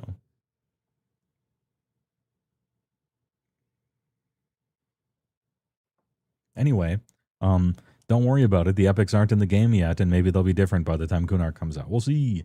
The mage's kit. So you got all these. You have 4 elements of pets. They're all great. They'll have 2 classes. They're all kind of OP. Fire one sucks, but maybe it doesn't suck in EQL. We'll see. As far as your damaging kit is concerned, you have your utility, because we care about utility here, right? I mean, utility is real important. You know, lay on hands, feign death, self-healing, invisibility or not, teleports or not, whatever. Tracking or not. Literally nothing. The mage utility is first and foremost, well, in the real game, first and foremost, call the hero, but you don't have to worry about that on these servers. And also, secondarily, it's mod rods, but you don't have to worry about those on these servers either. And those are both good things, because those are shit gameplay loops to have to do for your quote-unquote utility. We're going to talk about the Mallow line. This is shared by both mages and shaman. To a lesser degree, some other classes for more specific stuff, but that's neither here nor there. The Mallow line is a spell you cast that lowers the resistances of the monster that you put it upon. And in the olden days, and perhaps a little bit in EQL, but much less, they specifically called out that they're punching holes in monsters' resistances, so it's not impossible to win if you're a spellcaster. Your spells, when you're fighting like a raid boss or something, they'll just get resisted 100% for like 2 minutes. You'll just never land a spell. Unless somebody puts Mallow and Bard plays the minus resist song and some other stuff. Mage just gets that. So you cast it a few times, lower the thing's resistance, and then start blasting. Your damage types are fire and magic. Which are fine. Fire isn't the greatest element to be focusing on, but you have Mallow, so it's alright. And your magic spells are weaker than your fire ones statistically. Way later on, you get positively overpowered, like summon swarms of temporary pets and then push a button to do damage multiplied by the number of pets you technically have out at a certain time. You were so overpowered, they had to change the coding of every boss to give them Might of the Many so they don't take any damage from pets, just to rein you in. But that's way in the future. Probably never have to be worrying about that, although it is EQL, so maybe you're going to be OP in the future. Who knows? You have okay blasts, but they're not great on mana efficiency. You have the Mallow line, which lowers resistance, good. You can summon a whole bunch of stuff, which depending on if it's a private server or a main one, the pet weapons are overpowered and you can hand them out and help people level up. You can summon party favors and armor and phantom stuff and swords of runes and just summon all sorts of little party tricks and party flavor. It's good for flavor. It's good for flavor. And you can summon people and summon groups, and that's good. You're the first class on this whole list that gets the utility of a gate spell. And gate sends you back to your bind point, and you can make your bind point wherever. So you kind of get one teleport besides origin. Now, in EQL, this isn't that special because as I talked about before and I'll talk about later, you can cast as a ritual some of the quality of life spells, such as teleports, true teleports that wizards and druids get, but also gate and origin as any combination. So that synergy, or rather that utility, is a little less important or noteworthy here. Overall, good class, depending on how overpowered pets are, and they're looking like they're going to be pretty overpowered. Not straight up better than another class, like a tank class or anything, but hopefully good enough for government work.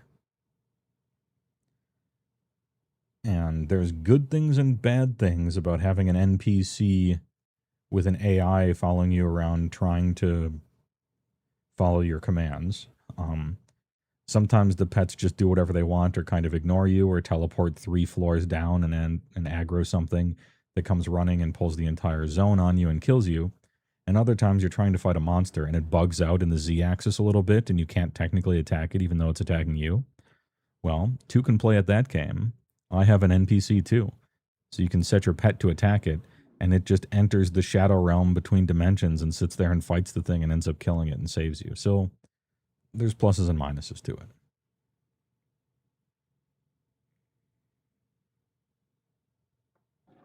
Cool class. Oh, I should point out they're doing a pet bag thing. In the olden days, you had to hand items to your pet to make it stronger, and so you would end up sometimes even giving it like epic drops and stuff, so it's temporarily OP, but then when it dies, it just loses them. And so it's like the money bags class that has to continuously feed epic items to their pet every time it dies. Otherwise, it sucks. And gone are those days because, like on THJ, but not as good as on THJ, you have a pet bag and you just put items into that pet bag, like in your inventory, and whatever pet you summon just has those. Very good quality of life.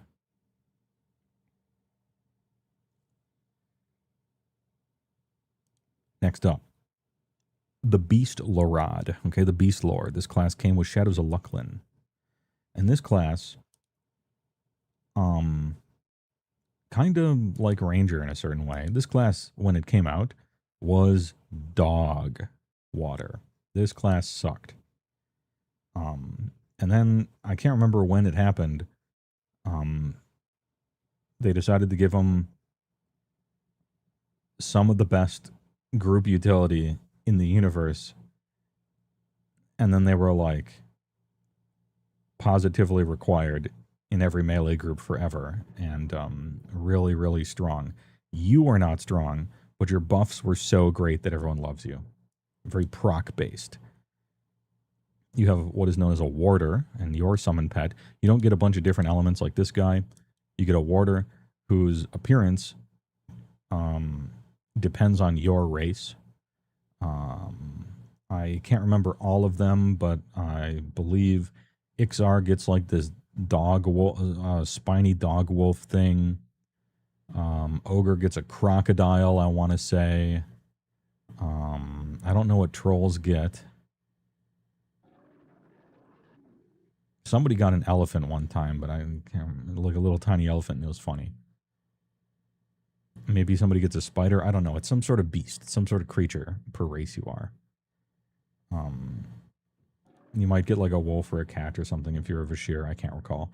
The only races that can be Beast Lord are like the savage races, you know, Ogre, Troll, Bashir, Ixar, so on and so forth. And your warder is actually pretty good at tanking. Pretty good threat. A whole bunch of procs, damage shield. You have the best pet buffs for attack speed are here, and the best pet buffs for stats and procs are here. Ogre get a bear and Vashir get a tiger. Okay, so Ogre get a bear, which means that trolls are the ones that get the crocodile. Somebody gets a crocodile, I thought. But hey, all right. And you are a hybrid class. You are a mixture, because every hybrid class in EverQuest is a mix of two other classes. A paladin is a cleric warrior. A shadow knight is a necromancer warrior. A ranger is a warrior druid. This is a pure class. This is a pure class. Beast Lord is a monk mage. Well, more of a monk shaman.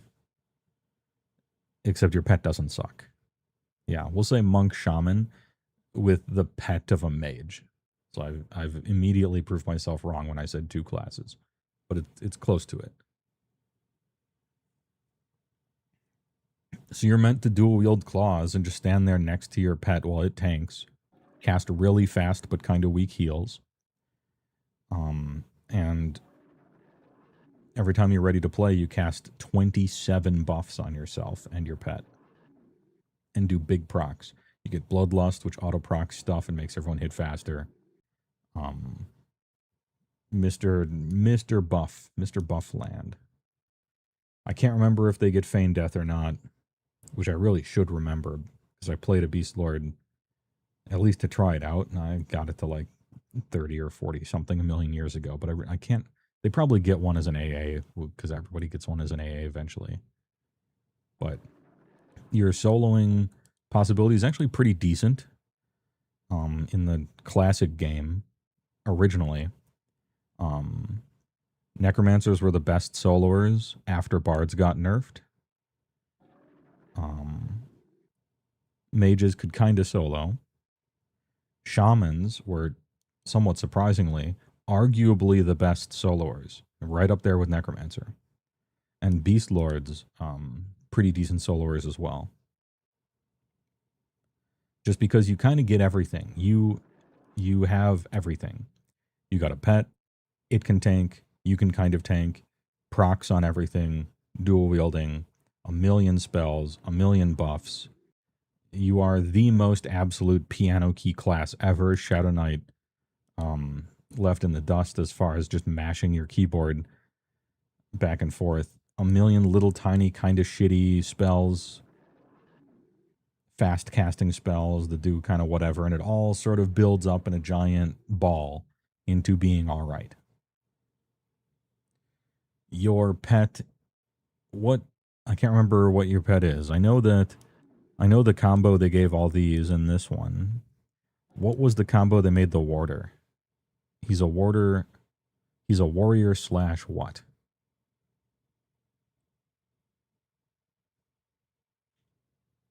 If anyone knows offhand. I can't recall.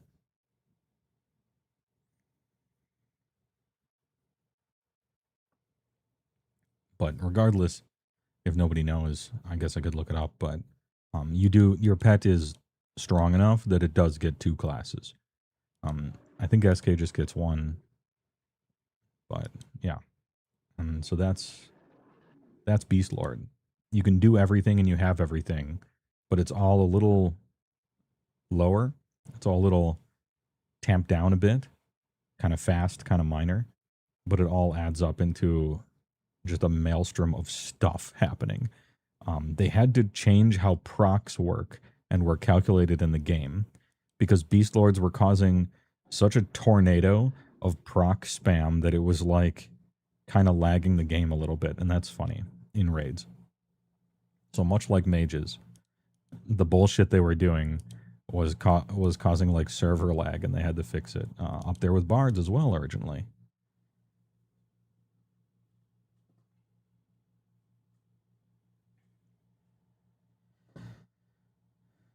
Now, as a maybe, I could put necromancers here. Historically speaking, necro pets could like kind of tank, but not the best. The necro pet is more like a glorified, really powerful damage over time spell that sits there backstabbing an enemy that's running away from you while you're fear kiting it. Very good at doing that, by the way. Extremely strong dots that just shred stuff and have pretty good ratios as far as efficiency. A lot of life taps and stuff, which are just kind of nice and or okay for necromancers. The whole point with a necromancer is you cast Lich, turn into a skeleton, and your health is constantly draining to increase your mana. And getting mana back is probably the number 2 most valuable thing you could possibly get in original EQ, next to running faster, just in a vacuum. What does everyone want more than anything? To run faster. What's the thing people want second most? Get mana back. And they were very stingy with people getting mana back. Very stingy.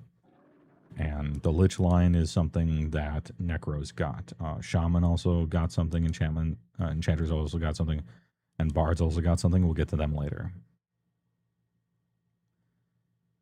This is specifically the tank list. No, this is the archetype list, where I'm just saying what the archetypes are and using that opportunity to explain what all the classes do. So these are like the true tanks. These are the half tanks. These are the kind of no longer tanks and just DPS, and then we'll get to the healers. On specifically EQL, I bet that your skeleton pet, they're going to buff it up enough so that it can actually tank. I bet. The skeleton is a warrior, I believe rogue for some of them later on.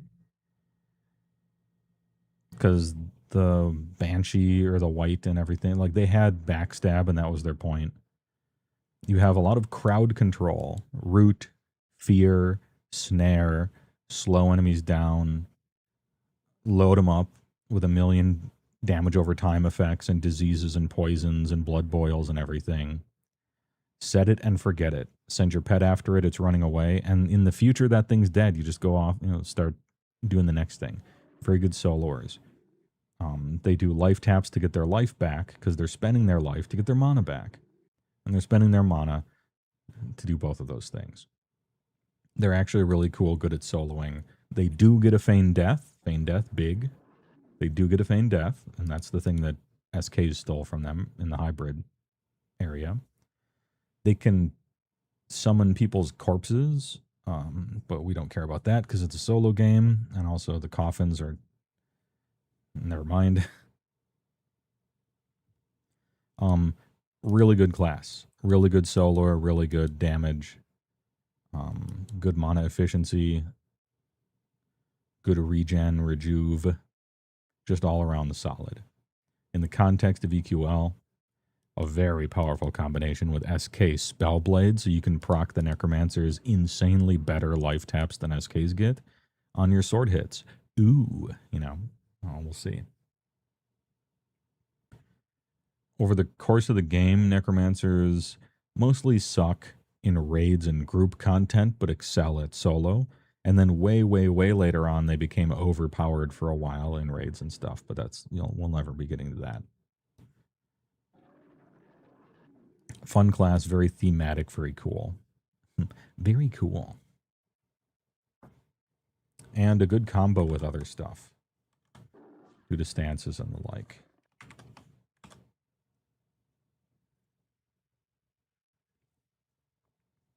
And now we get to we're just no longer tanking. We are pure DPS. And what better place to start than with Berserker, a class added much after Classic, but it starts out here, so that's cool.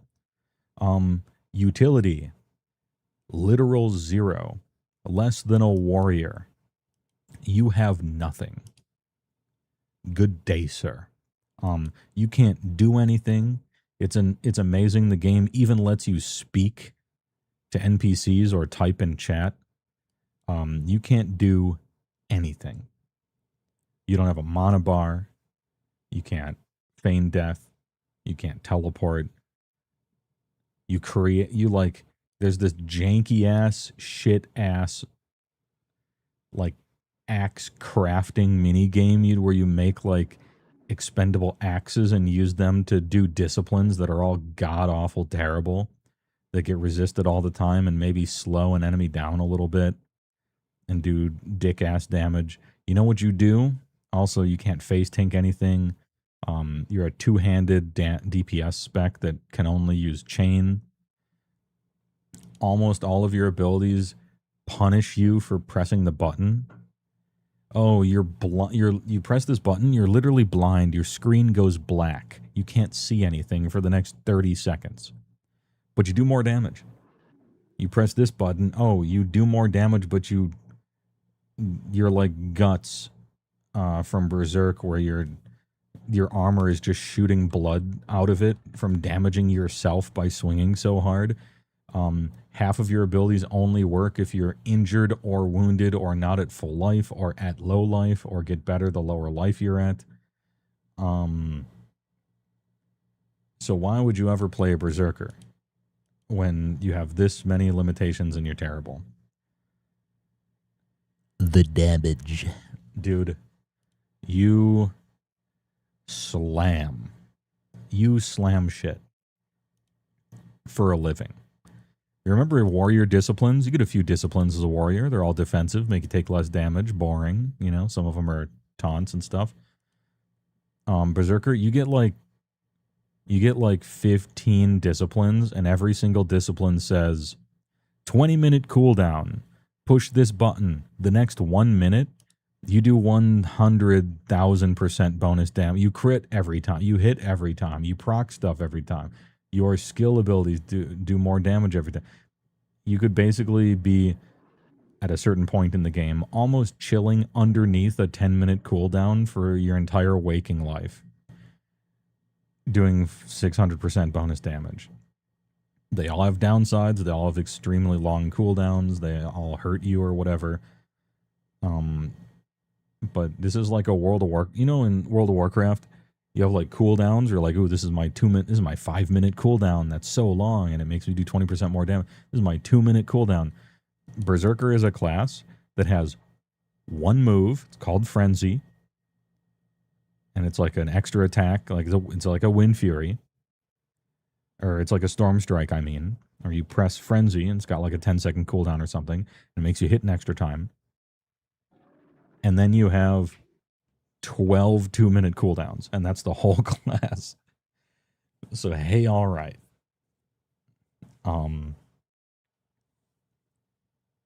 In EQL, on top of this, you get Berserker Stance that nobody else gets. This is one of those special stances. And this shit doubles your attack speed, which I believe it's not even technically haste.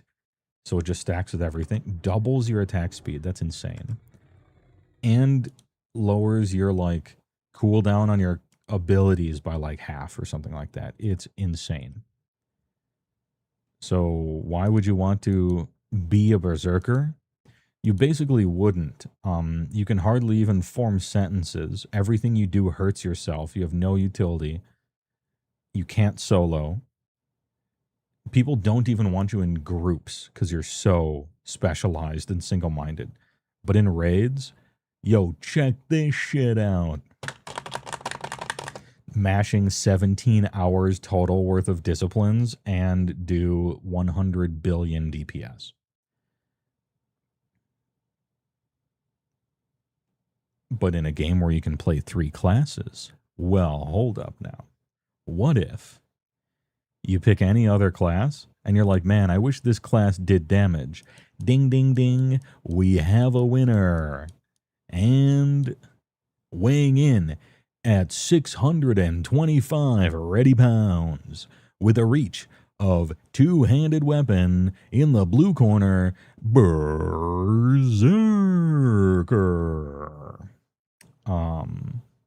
You got the absolute perfect second class for anything else that is even vaguely melee that wants to do damage. And this is where that combining 3 classes thing takes a class that's literal trash in every single situation except during a single target boss fight in a perfectly stacked group to benefit you inside of a raid, to like S tier, add it to any build, and that build is sick. And that's Berserker.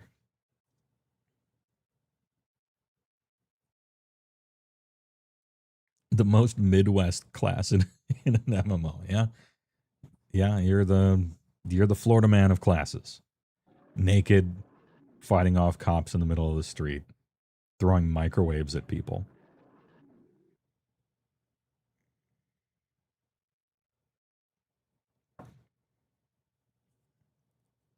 You got like a 16-foot long chain you bought at Ace Hardware, swinging a car battery at the end of it above your head. Half of your face is painted blue, just shrieking. Okay, that's the Berserker.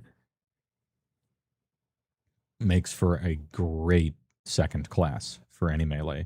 In fact, as I'm now, they're still doing stuff, right? They're still working on Warrior. They might have over-nerfed Shadow Knight a little bit. They're still working on Ranger. Right now, supposedly, they're giving Druid like an entire new thing. They're working on the triple caster class stuff. They're still working. But right now, as we speak, I'm concerned that Berserker is too strong as and it'll just become an auto-include for any melee no matter what. Now, maybe that's fine because you do get to pick 3 classes. I'm wondering. Anyway, pure melee number 1. It's Margarita 15 at Applebee's and some other uncle just insulted your charger. Some punk is stepping up to your fly girl. You hit him with one of these. Bam, bam, bam, bam, bam, bam. Bam, bam. Bam, bam, bam, bam, bam, bam. All right. Next up in the pure melee, or rather pure DPS, we have the Rouge. Okay. Now I just talked a lot of shit with the Berserker, but the Berserker is a Johnny come lately newcomer that showed up way later. The original pure DPS no utility class that actually sucks in everything except a raid, but also sucked in raid 2 is the Rouge, is the Rogue. Your utility is you have sneak, which is kind of like invisible, but typically worse than invisible in a bunch of ways, but also sometimes better. And you have lockpicking, which actually was really important back in the day. Some doors, I'm thinking of a particular one in, oh, what the fuck is that dungeon's name with the Sarnak in it? There's like 2 doors at the very end of it that there literally are no keys for, and you need a rogue to get into. Anyway, there's sneak and lockpicking, which are actually kind of useful. And then that's it. And you just stab.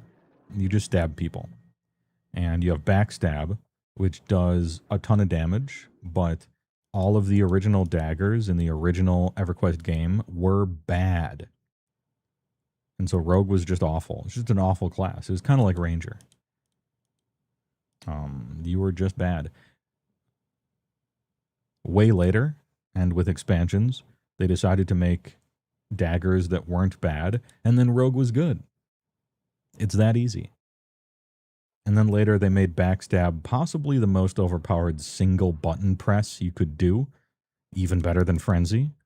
They're like, oh yeah, your backstab, it does 60,000% bonus damage, auto crits, can't be dodged. Whenever you backstab, you have a chance to quintuple backstab as aftershock backstabs like a meteor swarm, and all of those increase the damage of your next backstab by this amount, and has a chance to like aftershock proc additional backstab. And also, by the way, you can backstab from the front with chaotic stab. Eventually, they're kind of cooking, okay? But in classic, bad. However, this isn't classic. This is EQL. So, can you backstab from the front day 1? Yep, chaotic stab. Oh, shit, okay. Is backstab a absolute sick nasty button to press right away? Yep. Is the dagger itemization good right away? Yep. Oh, hold on. This is kind of sick.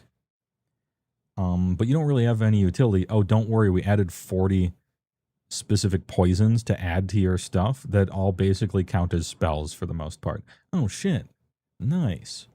Is there a slowing poison? Yeah. All right. Nice. Anti-heal one? I think so. But that's not good enough. What can we do when we're adding you to other classes? Oh, well, you see, there's a thing called an any slot, which is like an extra equipment slot, not in the game normally, but in EQL, where you can just put anything you want. You just get another equipment slot. It can be whatever. Put another weapon in there. And it's just a stat stick location. But for a rogue, if you put a dagger in your any slot, not only do you get all the stats from it, but now, even if you're like you're a two-handed paladin using a Flaming Avenger, if you're a paladin rogue, you can put a dagger in your any slot, and then just you get to press backstab during your normal rotation, and it uses that. Oh shit, that's actually really it's really good.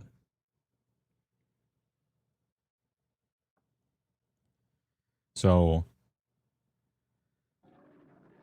if you want to just add damage to a melee class, do you go rogue or you go berserker?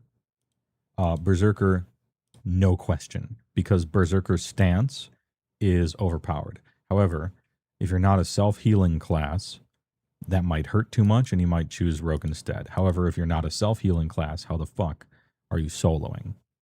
So, I don't know. Like, the poisons are good. Backstab is really good. Dagger in your any slot is really good. Sneak is good. Lockpicking saves you time. If Berserker wasn't so overpowered with the cooldown reduction thing, this would be a real choice to make. But I think it's just a touch lesser. However, it's really good still. Don't worry about it. Backstab OP, big damn. Poison's really good utility. Sneak good.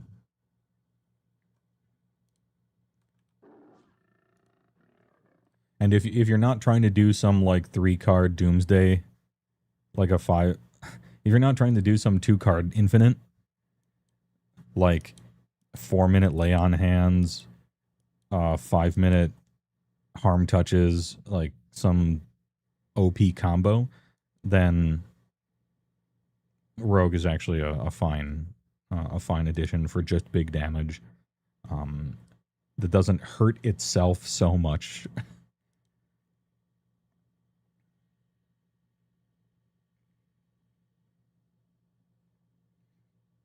Destructive Panda on YouTube. He's back. Big. Hey, whoa, missed you. It's been so long. You got your first. It's been so long. You got your first GF, dude? You got your first Guardian Force from Final Fantasy VIII? Which one was it? Are you junctioning Ultima?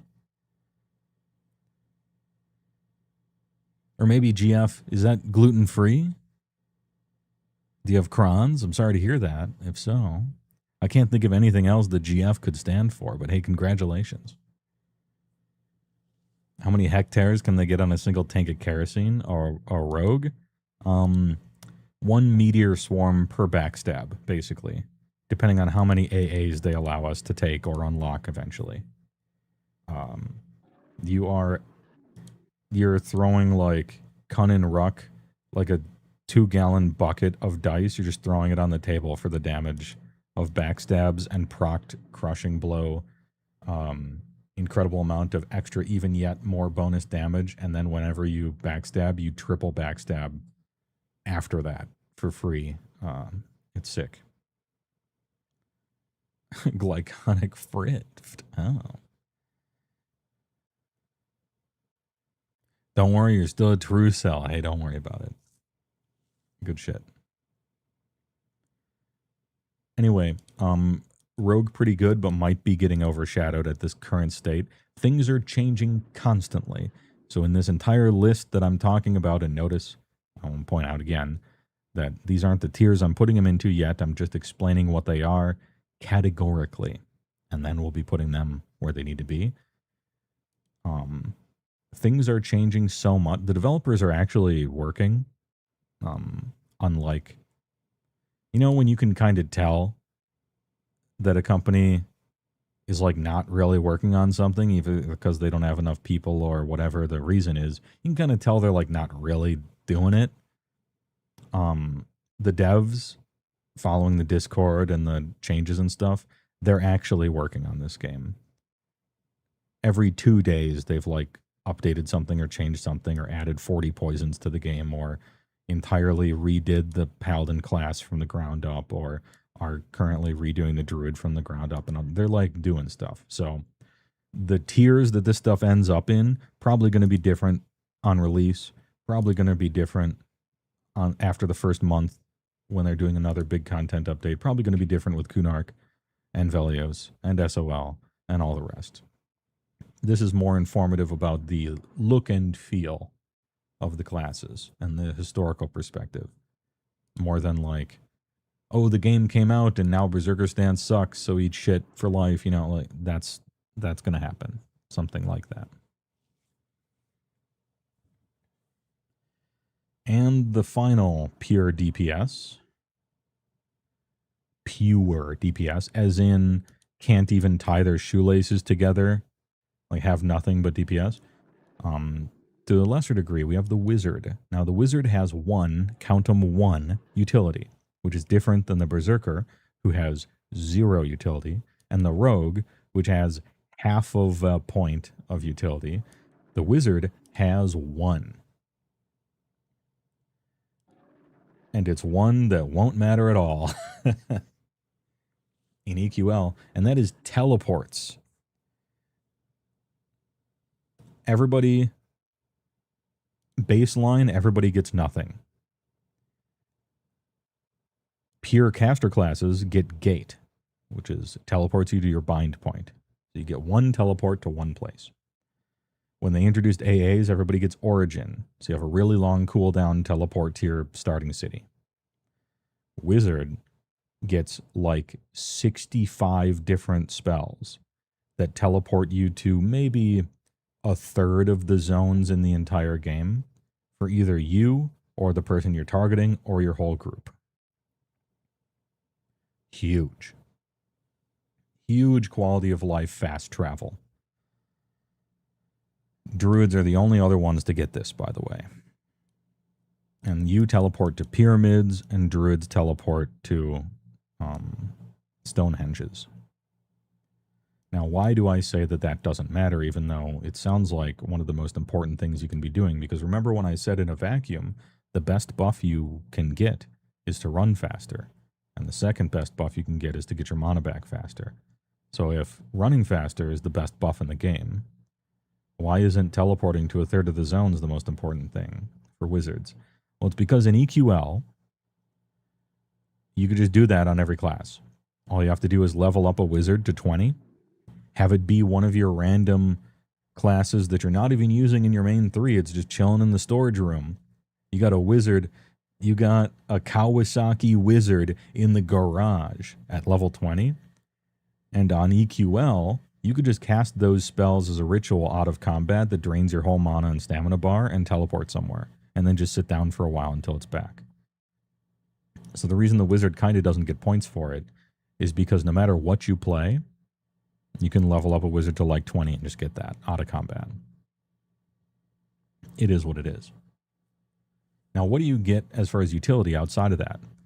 Well, basically nothing. You get roots that kind of work sometimes and have a chance to drop early, and any monster you would ever want to root that really matters is immune to it and will summon you to its feet and kill you. But they didn't add the abhorrent summoning mechanic until the plains at least, so we're safe from that for now. And you can kite stuff around. You have slows. Eventually quad kiting with AoE slows, but I don't think you get any of those quite yet. You blast. You just do the damage. You cast spells. You cast Ice Comet. It does 1,000,000 damage. You get mana burn. It spends your entire mana burn. It spends your entire mana bar and just converts that mana times a multiplier into pure damage and one-shot monsters with it on a really long cooldown. Problem. Your damage is very front-loaded. A rogue can just be auto-attacking forever and press backstab. It doesn't cost mana. A berserker can just auto-attack forever and press frenzy and use disciplines. It's fine. A wizard, you'll run out of mana like very fast. You are a front-loaded burst damage, single and AoE class that has to contend with spells resisting, which is bullshit. If the raid boss isn't mallowed from a mage or a shaman, you're never landing a spell in the first place. It fucking sucks. But this is EQL. And so they punched holes in all the resistances of the monsters. And they gave you a stance. Remember a berserker stance? The other classes, I've been not talking about their stances quite because I'm only saying the noteworthy ones. Spellblade because it's really sick and opens up a whole bunch of combos. Berserker stance because it lowers your cooldowns and makes you hit twice as fast. Other people get other stances, but they're just not as crazy noteworthy as those. Wizard stance. You get one that essentially gives you a giant mana shield equivalent to like the damage you're doing with your spells, so you can face tank stuff. You have another stance that makes your spells like have a negative 100 resist penalty on them, so they just land on stuff. You have another one that makes your spells do triple damage or possibly auto twin cast, I'm not sure. You got stances to be able to deal with a lot of that raid utility stuff for just like doing your fucking damage, you know. But you will run out of mana really fast. That is a problem.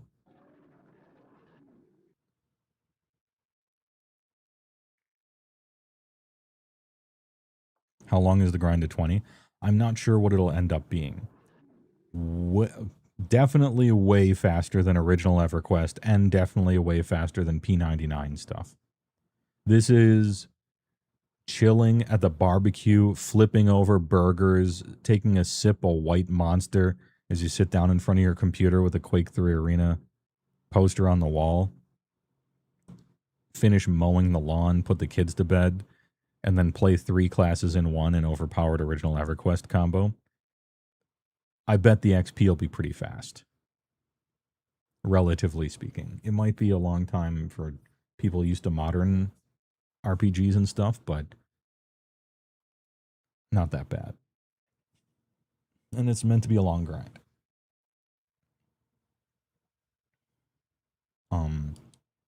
Is another one of those classes they're kind of doing work on in an effort to make the spellcaster class fantasy actually work as a solo thing. It's pretty easy to make a melee class a solo mechanic work, because you just make them all tanks and give them all lifesteal somehow, right? And then you just sit there and auto attack stuff for the most part.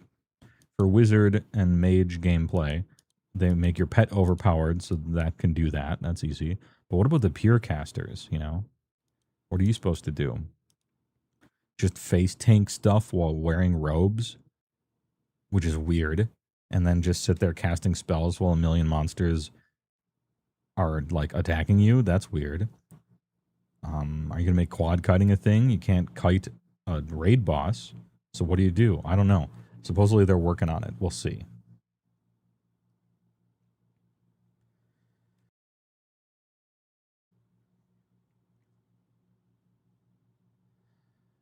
So far, the coolest thing seems Warrior, Ranger, Rogue. The Giga Chad. I don't know how you're gonna sustain. Okay, so there is such a thing as sustain. If you want to solo, you have to heal somehow. Life taps, heal tap or heal procs, lay on hands, actually using a healing class and just fucking healing yourself. More life taps, using a pet and healing that pet, pressing mend. You gotta not die somehow. And Warrior, Ranger, Rogue has none of that. So I'm not sure how that's gonna work out. That's a concern with the way that you can combine all the classes. Is you gotta tank and you gotta heal somehow.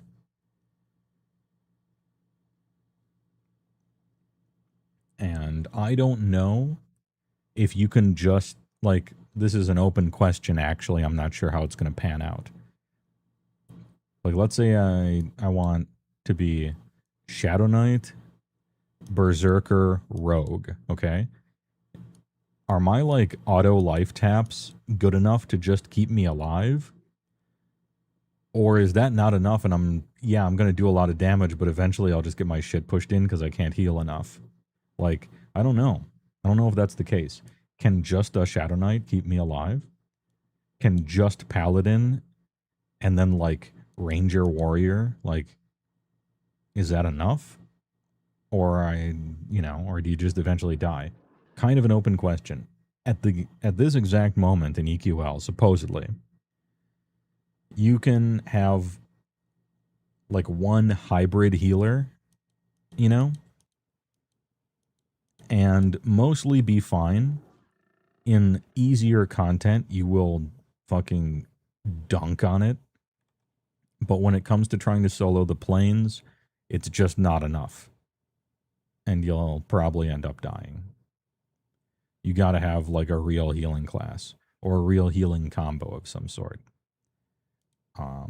Will that idea stick around till launch? I guess we'll find out.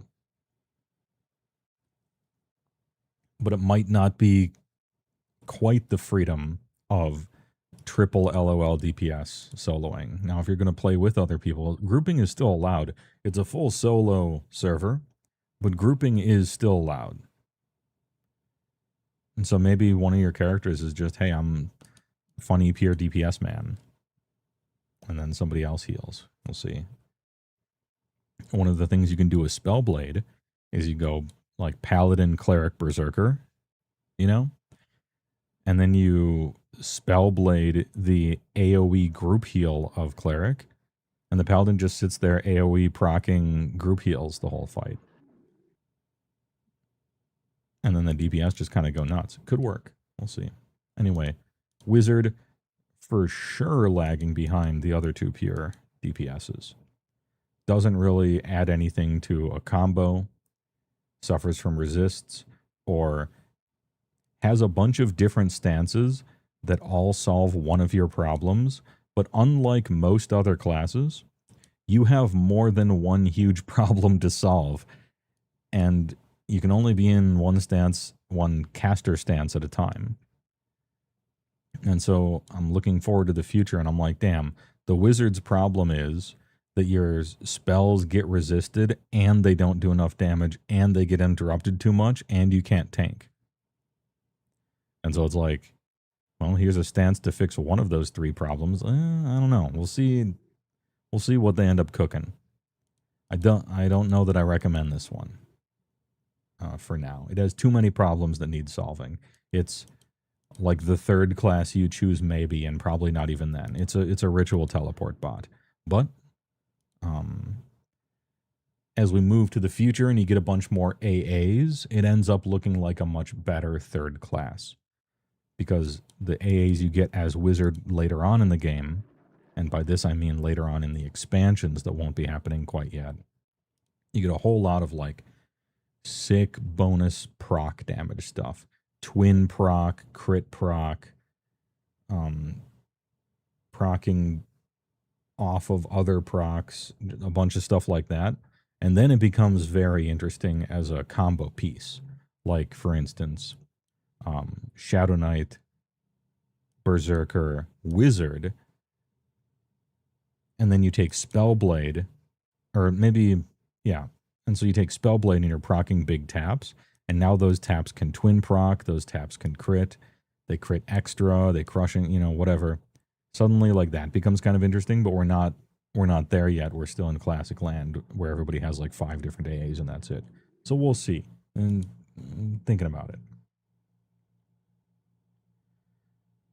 And now we get to the like pure utility stuff. Now let's do heals. So this is basically the only pure healer in the game. It's Cleric. You don't have complete heal in EQL, which was a 10-second cast. It just puts your life at max because it's kind of silly for the combos, and you're just no one's going to be doing that. You can't have 10-second casts in a solo game, right? That's sort of an out-of-combat thing. So they just removed it. Promise heal, one of the best heals in the game. Instant cast, and then, like, I can't remember how long it takes. 8 seconds from now, 10 seconds from now, you get a giant heal that's very mana efficient. You have fast heals that heal for a bunch. You have really mana efficient heals. Best heals in the game, bar none. Very important. And when you're considering Spellblade, you can put those in your sword and proc them, and you're going nuts. Some pretty good anti-undead nukes.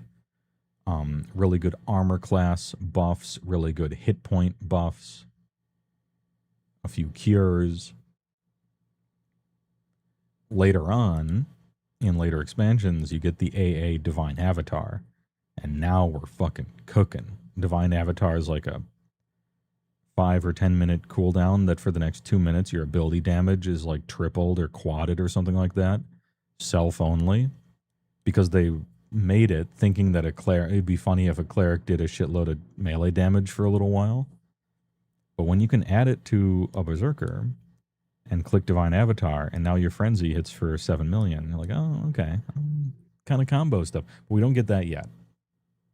Anyway, really good buffs. Just pure hit point AC stuff. Extremely good heals.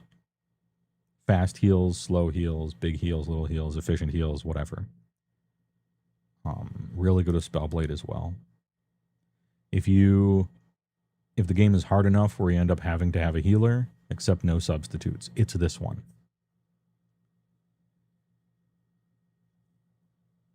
Also the best resurrects in the game, to give you the most XP back from your resurrects, and your epic is a click res at, I think, 96%.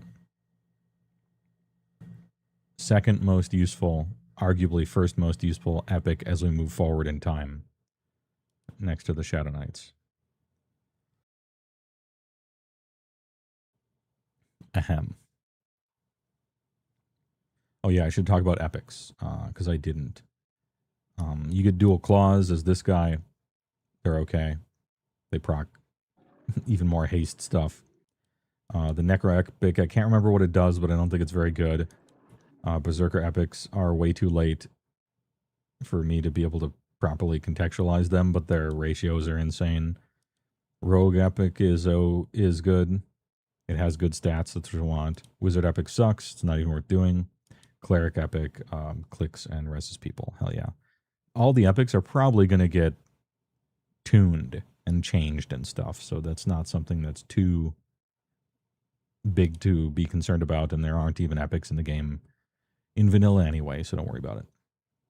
The next of the healers is Druid.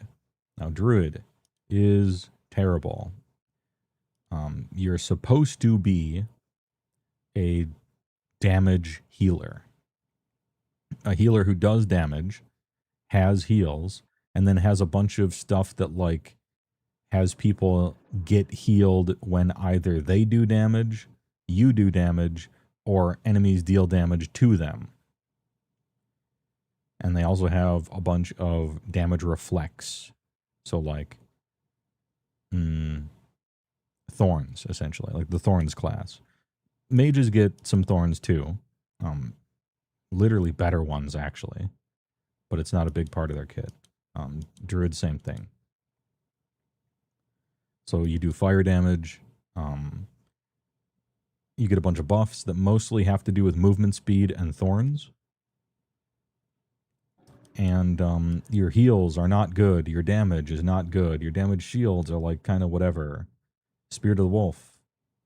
All your movement stuff is really good for quality of life. You do have teleports, just like the wizard, and that's it. Just kind of an undercooked class, to be perfectly honest, as it pertains to initial WoW. As we move forward over the years and expansions, I actually think Druid always sucks forever. If anyone was playing in ROF2 era, or if anyone was playing in Planes of Power era, anyone's playing in modern, current, live era, are Druids ever, like, great? I don't know.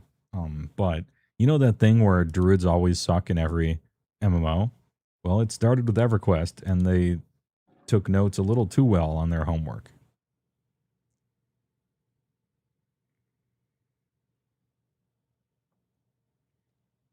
Now, I happen to know right now they're specifically redesigning the Druid class right now.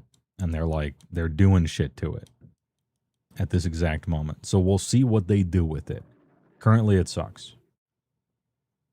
But we'll see.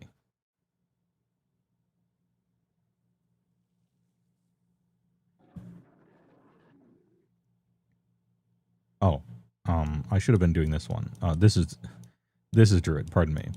I'm spending too much time talking and looking at chat, and not enough time looking at these icons here. Apologies. This is Shaman, by the way. This is Druid.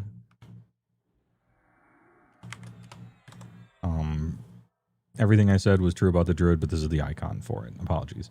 And now we get to Shaman. Now, Shamans aren't very good healers either.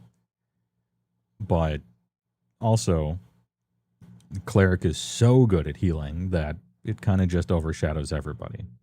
Now, Shaman is kind of like the Discipline Priest. This is where WoW stole that idea from. You have barriers. You put shields up, runes as they call them. some heal over time spells, some little heals. You're a healer, but not like a terrifically good one. But you do heal. That's fine. What you do have, unlike the druid, where the druid has a million ideas and it's kind of bad at all of them, shaman, really good buffs. Kind of arguably maybe the best buffs in the game, depending. Really good stat buffs. Not only talking about avatar, but just like blasting those stats. You get a good haste, putting haste on people, buffs and everything. You have the Mallow line from mages, so you can debuff the boss with resistance and have your friends be able to hit it. Or in a 3-cast combo, have you be able to damage it. But really, just about the creme de la creme, as far as shaman is concerned, you have the best slow in the game. Now, things have slow resistance underneath the hood and behind the scenes and blah, blah, blah, bosses and everything like that. Shaman have, what is the percent? I can't remember the percent. It's like crazy. It's like an 80% slow. And what that means is monster attacking 10 times a combat round. Now it's attacking 2 times. It's just that much fewer attacks.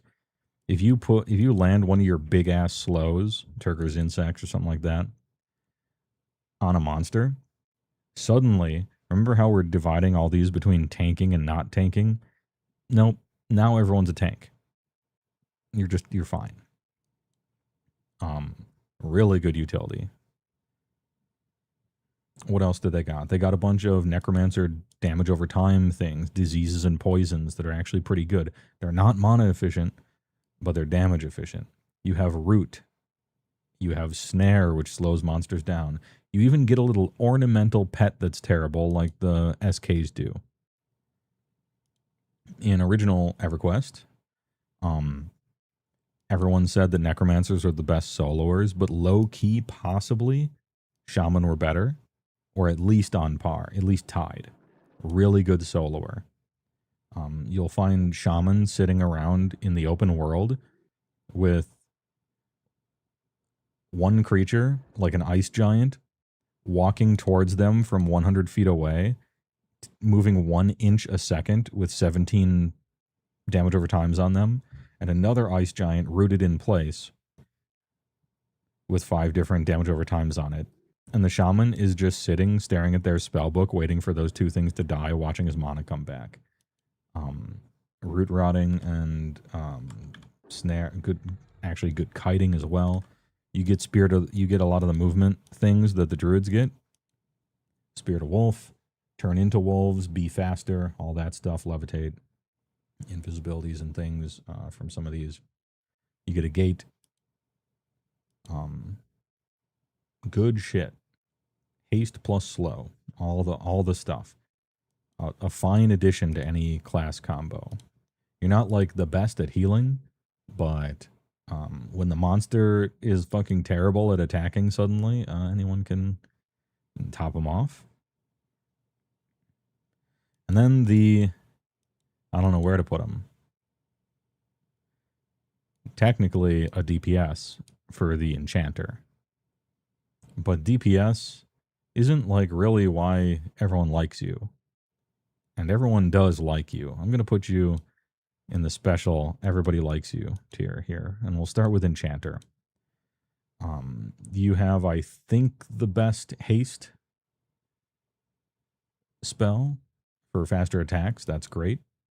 You have the best mana regen. And everybody, at least in initial EverQuest, mana regen was king. Oh man, do you need to get mana back? And this guy does it. So pretty decent buffs. Eventually really strong caster synergy in groups. Duplicates and bonus twin strike stuff, or not twin strike, twin cast stuff. A lot of spellcaster damage buffs. Most of your damage is mana.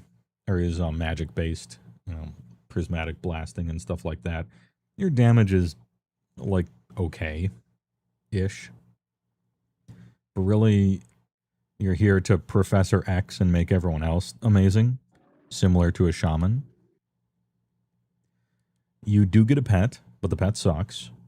However, this is EverQuest Legends, so your pet just got a second class.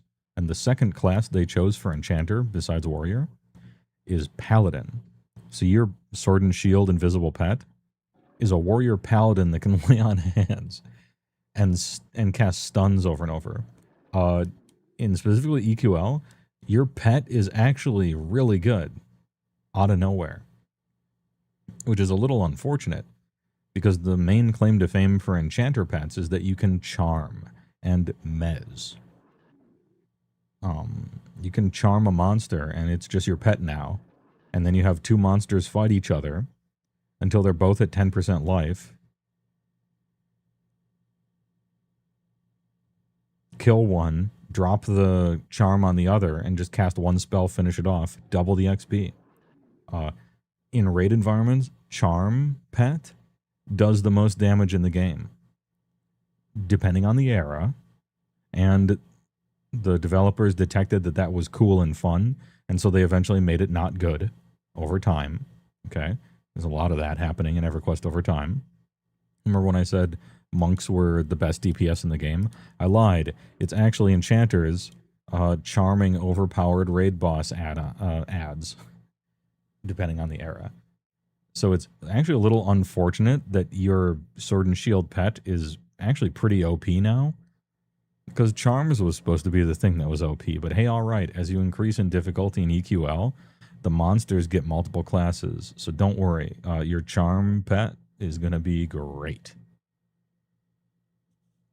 So what's the Enchanter? Well, really good haste, really good mana regen, good caster synergies, a big-ass mana bar, infinite utility as far as illusions and not having to grind faction on shit, charisma maxing, invisibles, levitates, all that. And you have what will end up probably being, although kind of janky, arguably maybe the strongest pets, depending on what zone you happen to be in, for huge damage. A fallback pet that happens to be a paladin's really good anyway. And charms, mezzes, all that, mesmerizes stuff. Kind of thinking like kind of a combo class. Just that, like, okay, Shadow Knight, right? Shadow Knight. You get Spellblade, right? You can put a spell into your sword so that it procs. What if you're an enchanter Shadow Knight using a bullshit charm pet in Plane of Fear that does something super annoying and is OP, and you Spellblade AoE Mez. So every 3 times you hit something, it procs an area of effect. All the creatures are dumbfounded and forget who they were fighting and just stand there for a while, not even attacking. Kind of interesting. Like, there's some silly things you can do with them. Anyway, good class. And then on the tier of everybody is friends with you, which arguably includes Shaman actually, but they're also a healer, so they go up here. As opposed to everyone hates you and doesn't want to be your friend, like Berserkers and Rogues. The final one is the Bard, one of the most iconic EverQuestian classes. Everybody loves you. Everyone's your friend. What do? You play songs. You twist them by technically continuously singing one when starting the other before the effect wears off, and you're going 1, 2, 3, 4, 1, 2, 3, 4, 1, 2, 3, 4, and getting carpal tunnel, and weaving in a new song depending on what's happening during the fight and things like that. You don't have to do that anymore. They're doing it, I believe, in EQL. 5 of your songs you can set to auto pulse that just happen, and then you can do more if you feel like it, of a different category. You're going to be emanating like a million buffs that are all amazing at all times. Some of them hurt the enemy, some of them heal people, some of them heal their mana, some of them make them run faster, some of them make them attack faster, and specifically mage haste is technically an over haste.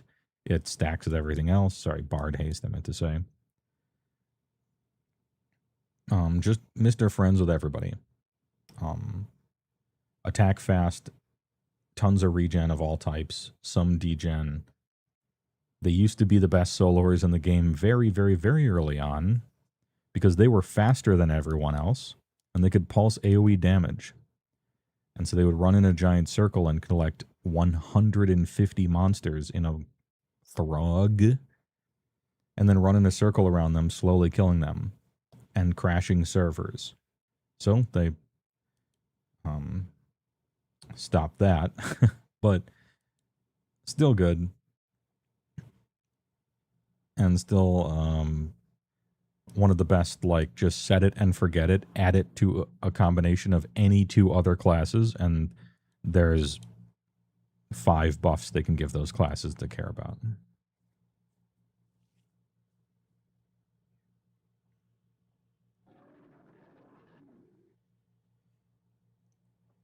Also, happen to wear plate armor for some reason. You think of a bard, you know, playing songs. You think of Dungeons and Dragons. Oh, they're in leather. They're in leather armor, maybe a strapping suit, or like red with a wizard hat or something. Nope. Full plate mail.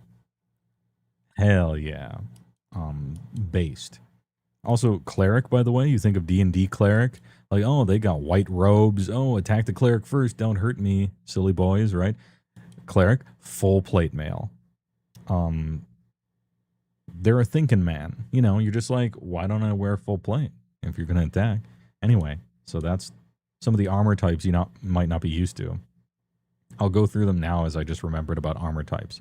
The 3 tanks, obviously plate, ranger chain, monk leather, magician cloth, beast lord leather, necromancer cloth, berserker chain, rouge chain, I think, actually. I've never played a rogue in my life. I think rogue is chain. It's not leather. Someone will have to correct me in the chat.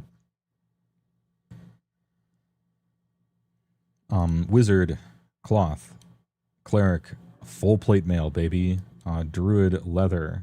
Shaman, chain. Enchanter, cloth. Bard, full plate. Start leather, upgrade the chain. Yeah, okay, that's it. If you're monk warrior, which armor do you get to wear? You get to wear any armor that any of your classes can use. So you can wear plate if it says warrior on it, and you can even choose some monk-only stuff that is leather.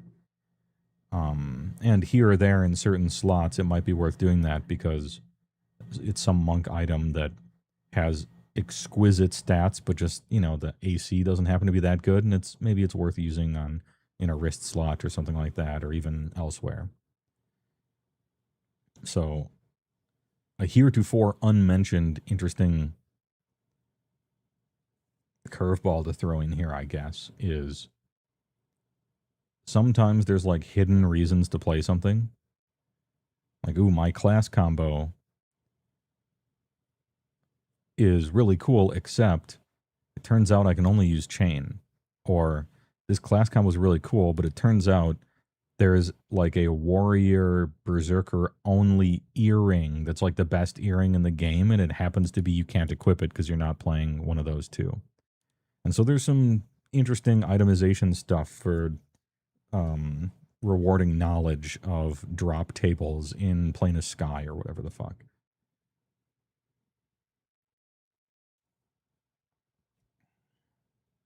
Not a deal breaker, just something to noodle on.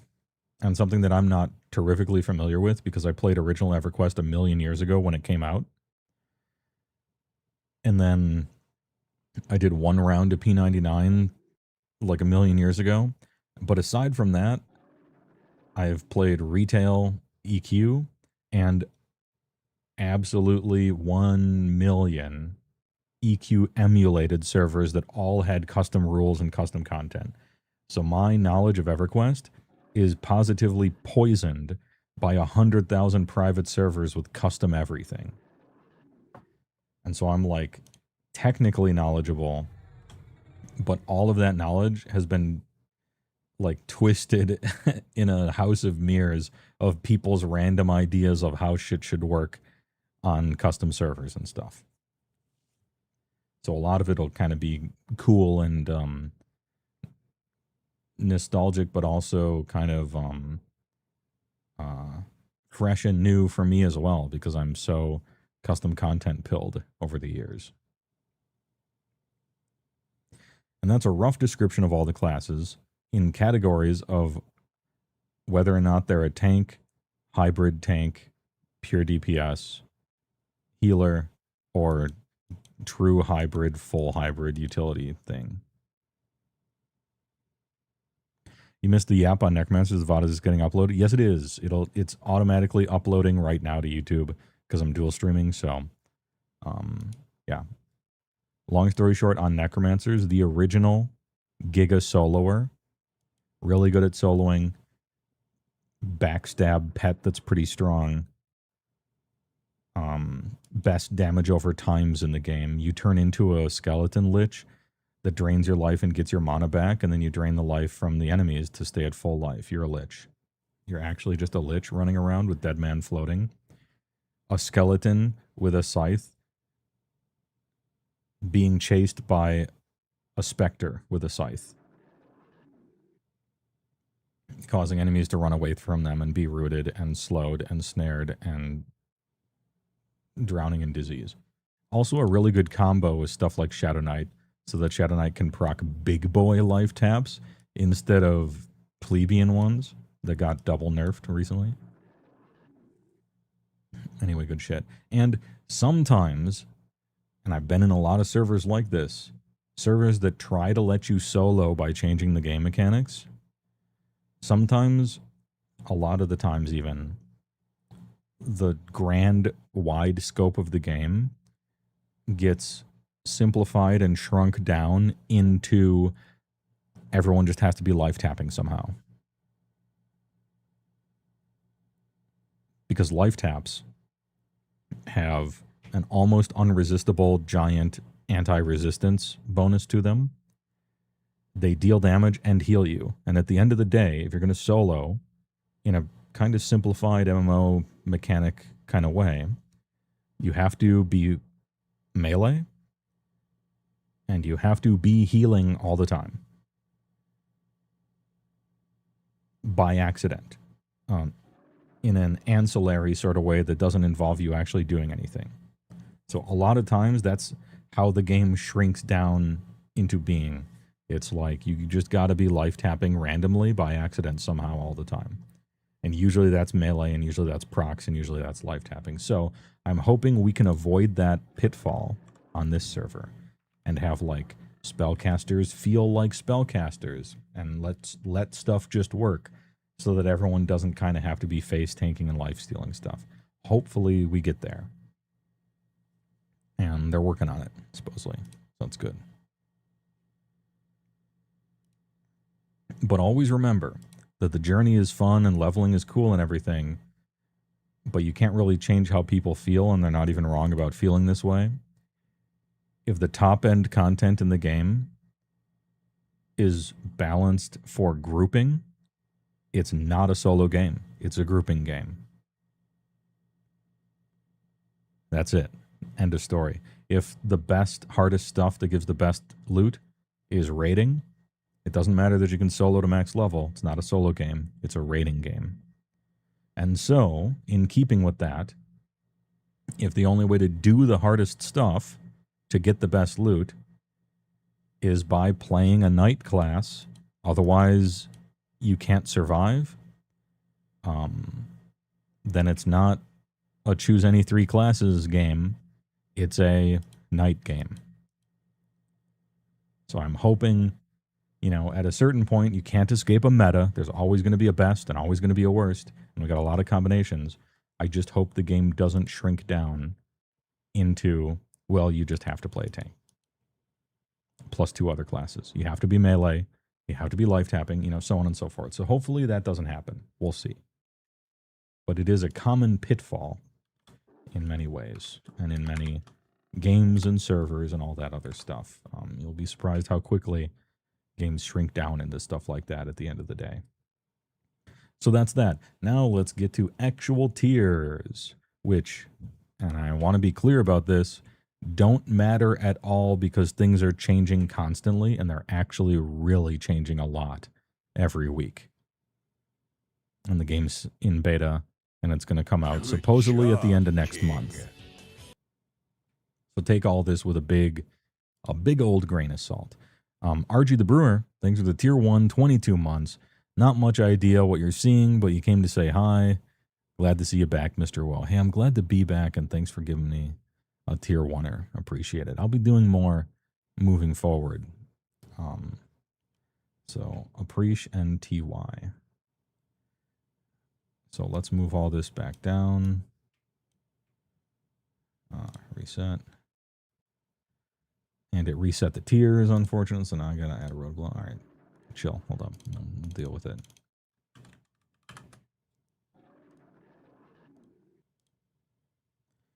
All right, this is going to be state of the game right now, but every time I put something somewhere, it's gonna get disclaimers on it. But this is just like an overall what I'm feeling, how I'm feeling about it, based on what I've seen so far, and I've followed a bit as to how good is this thing to build around as a main class, and or how good is it as part of a combo. Good / fun / quality of life / utility, all the rest. Let's go Bard. I'll just do them in order.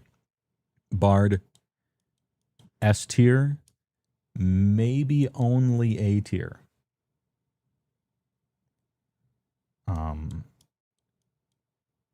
The thing about Bard is you get plate, you can dual wield stuff. You have an incredible amount of buffs that just work, pulsing 5 auto songs, and you can weave in normal ones with mana costs if you want as well.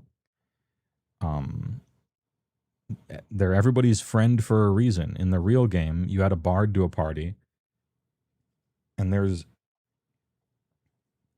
something that makes everyone better. And so no one's ever sad about a Bard. Good regen too. And they're the fastest class in the game as far as running around is concerned. And they get mana regen and life regen and attack speed that stacks with everything in overhaste. And they can mez. And they can pull. And they have tracking. Remember that ranger tracking thing I talked? They have tracking as well for quality of life and finding monsters. It's only half the radius of rangers, but it's still kind of nice. They have everything. They can kind of do everything. They help everyone and give infinite buffs and things like that. Downside, terrible, like just don't goot, bad DPS. They're not a DPS class. They're here for utility. But you know what? Fine, dude. That's why you play 3 classes. Good shit. S tier. And fun.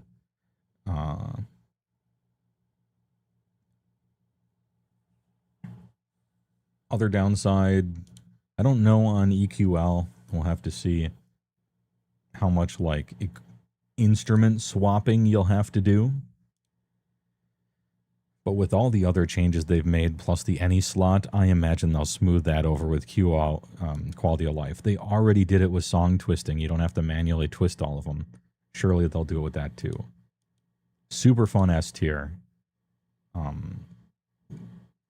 Works almost everywhere. Good shit. Next up, Berserker. Normally I would say trash. Literally. Except for exactly only in a raid environment with the perfect specific buffs all landing on you. However, 3 classes? Okay. What do you get? A million disciplines that are all good but hurt you in some random way? Oh, we're moving up. What do you get? Really high attack bonuses, really high crit bonuses. You can get plus to skills. Custom really good ratio weapons that are always better than everybody else's weapons, except for sometimes night weapons. Okay, all right, we're kind of moving up here. And then, maybe still a C, maybe a B, because there's no utility or anything like that. And then Berserker Stance. S. You take a Berserker because you want Berserker Stance because it's the most overpowered stance in the entire game, bar none, and nothing else is even close. Doubles your attack speed, stacks with everything, reduces cooldowns of shit, allows the paladin to get like the lowest cooldown lay on hands I've ever seen, or like harm touch or something. S tier. Possibly too good, even.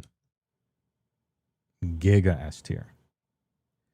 So good that right now in the game, two-handed weapons are kind of bugged to be bad because they drain too much endurance and you just run out of endurance and you can't like do anything with them.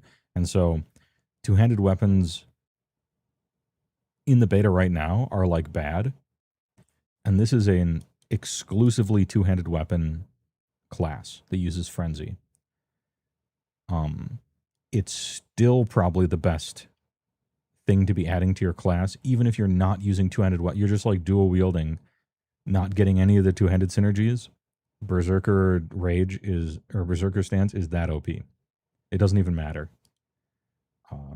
Hell yeah.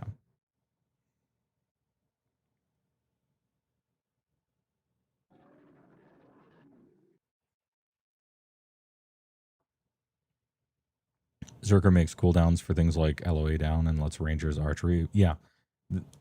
This one kind of lets Rangers have good archery even before they get the Plane of Sky bow.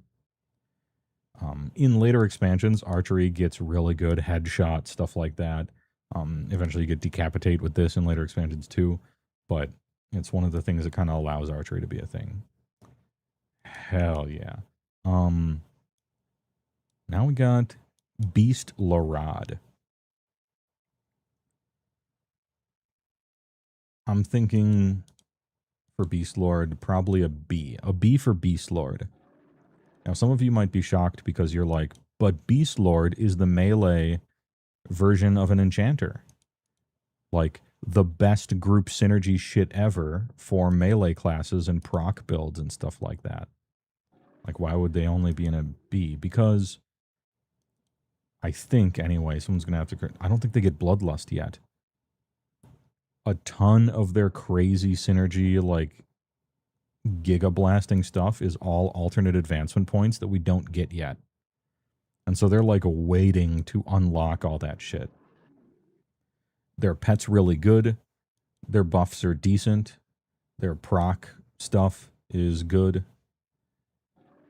They get a snare and a slow, I think, but it kind of sucks. I don't know if they get Feigned Death yet. Or they're like a fine addition. But not like a crazy stand. Like you might on THJ, you would put Beast Lord in a melee combo like instantaneously. So good. But we're kind of like waiting for that really good stuff to come out, I think. I might have to look into this one more because maybe I'm short selling it. If they happen to get... Actually... Yeah, we're not sure. We're not sure what they get yet. As far as Beast Lord stuff. The things are incomplete as far as the information.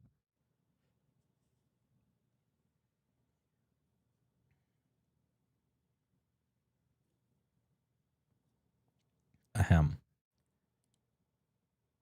If they happen to get Feigned... Even if they just get Feigned Death, I might put them in A, but I don't know if they have yet, so I'll say B. We have the Cleric. A, possible S. Depending on how hard the game is, you might have to play one to slay gods and stuff like that. I'll put him in A. Best heals. Any two... I was about to say two-card combo. Any two classes that you find yourself ever struggling on life, you just put Cleric in and you solved the puzzle. You fixed it. Really good AC, really good hit points. Promised heal, really good. If you're spellblading, this shit's really good. The harder content you're doing, the better cleric ends up being.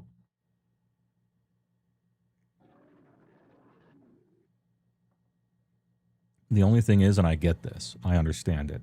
This is kind of another reason why it's quote unquote only an A, is as a player, you don't want to have to play a cleric. That's just the facts. I don't want to have to put cleric in my build.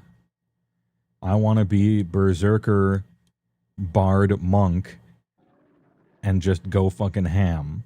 You know? Light the plane on fire. Who gives a shit? You want to do that. And so it feels bad to have to play a healer in your combo. But you can't always get what you want.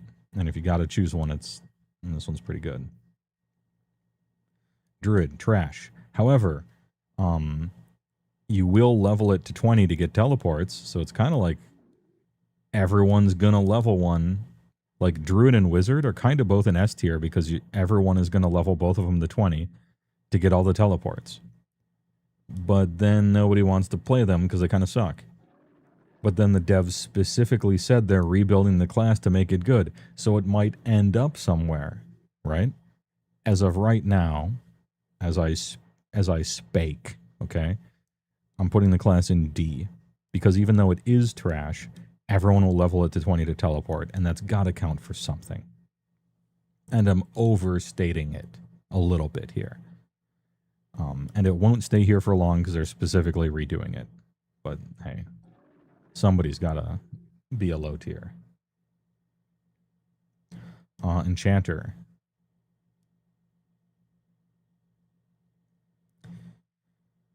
S or A? Let's see. Maybe S? No. I think it's A. It might actually be S, okay? How much mana you have in your combo really matters, especially if you're spellblading. Enchanter is kind of like Mr. Everquest. So one of the class combinations I was thinking about playing when this comes out is a character combo that I like to call John Everquest. You're just the 3 most iconic Everquest classes thrown into a bag. Thrown into a sleeping bag, and then Jason hits it against a tree over and over. And it is Shadow Knight, Bard, Enchanter. You can do everything and you have everything. And you're the 3 most iconic classes in EQ. You can charm stuff to use overpowered planar monsters in their own planes. You have the best regen in the game. You have the best haste in the game. You have mez effects. You can cheat at the questing of the game in certain ways with charisma and illusions and not having to grind certain factions and stuff. Mr. does it all and helps everyone. Kind of like a bard in that respect. Your damage is kind of whatever personally, but your damage is almost uniquely reliant upon how OP your charm pet is. And the previous downside of if you're playing in a zone where where everything sucks and you can't charm anything, well, they just buffed your pet and made it a lay on hands paladin that stuns all the time. So like, hell yeah, you're actually sick. And it's possible you belong in S tier. Certainly for leveling and questing and stuff, I might as well put him here. Yeah, and for being able to unlock races and classes, all those quests, some of which are very annoying, you get to cheat at the game a little bit depending. I'm going to put them in S, but they're probably going to be the bottom of S tier. New player, this is like the #1 new player sleeps on it class that's actually super good and rewards knowledge of the game. Magician. Are we a B? Yeah, your pet's overpowered, as it should be. I don't know if it can tank gods and stuff for free. And your kit is pretty limited. You're like a weaker wizard that doesn't have cold spells. Yeah, you can mallow, but that's about it. Just a surprisingly limited class, all things considered. And specifically in this version, in THJ, you could run triple pet class. So like on THJ, for instance, you could go Mage, Beast Lord, Necro, and actually summon all 3 of the pets. And the pets are just orbiting around you like you're the fucking sun. Blast them. In this one, you're limited to 1 pet, which is why Enchanter is only at the bottom of S tier. If you weren't limited to 1 pet, and you could have 1 charm pet and your sword and shield, then this shit would be like max S. Anyway. Yeah, your pet's really good. You can summon stuff, we'll see. But your kit's actually pretty limited. However, your pet can probably just solo the whole game for the most part. But then you're just like a guy healing his pet. Like, oh, okay. And I don't know how well you work with others. You're a very strong B. If you're doing the pet thing, they will be OP. But I'm kind of concerned about how it'll end up being at the very late game. Kind of similar to this guy. Monk, A. Not S. Significant melee damage, can basically tank almost, but might struggle at the highest levels actually tanking. Mend is on a 1.5 minute cooldown. That's cool, but you want to press that button more than once every 1.5 minutes. And you probably need supplemental healing somewhere else. Your epic is easy when you get it, and it goes in a non-weapon slot, which is bonus. Best feign death in the game, really good utility. Doesn't have Berserker stance, which is a problem. But the utility it gives you is really fucking good. A tier for sure. Hella strong. Necromancer. So you might think that Necromancer goes in the same tier as Magician.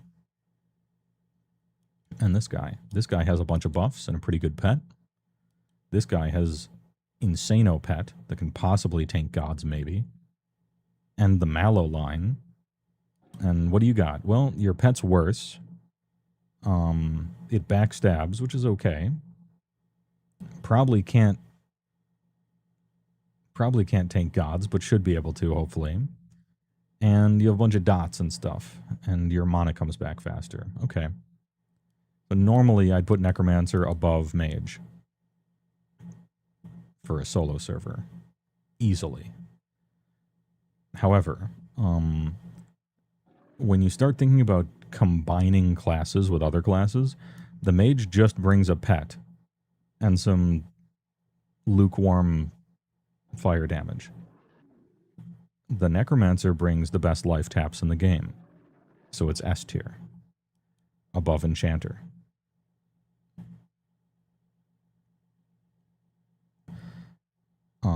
If you're doing any sort of melee, what if you had the best life taps in the game and like the second best pet maybe, or the third best pet? Ridiculous. If the game ends up collapsing down into how good are your automatic life taps and shit like that, then Necromancer is the only game in town. This shit is so good. Mages have damage shields and direct damage, but damage shields, I'm going to be honest, fall off pretty quick in the typical scaling sequence of things, and their direct damage spells are fine early on, and the Mallow line is really good. Later on, their direct damage spells literally are better than Wizards by a lot. But that's several expansions in the future. Wizards actually kind of dog water and complete second fiddle to mages in every way after a certain period in time, forever. But that's neither here nor there. Anyway, Necromancer for combos, S tier, so good. It's the life taps, man. The game ends up being about that after a certain point, perhaps. Shadow Knight Necro is going to be so good. Paladin Necro is so good. Did your quest thing ever spawn? No.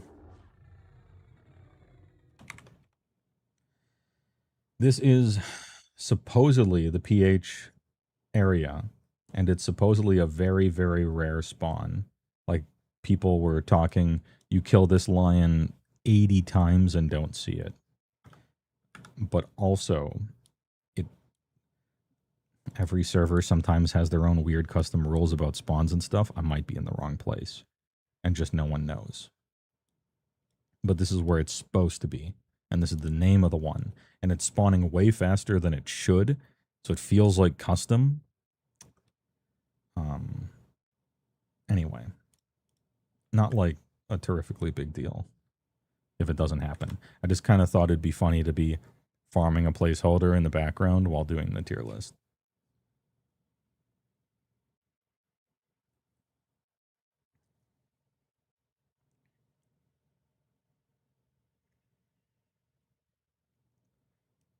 Paladin. S tier. I'm putting it right next to Berserker because as it stands right now on EverQuest Legends, Paladin isn't actually one class. It's married. It is married to the Berserker. You don't actually just play a Paladin. You play Paladin, Berserker, and then pick your third class. I'm serious.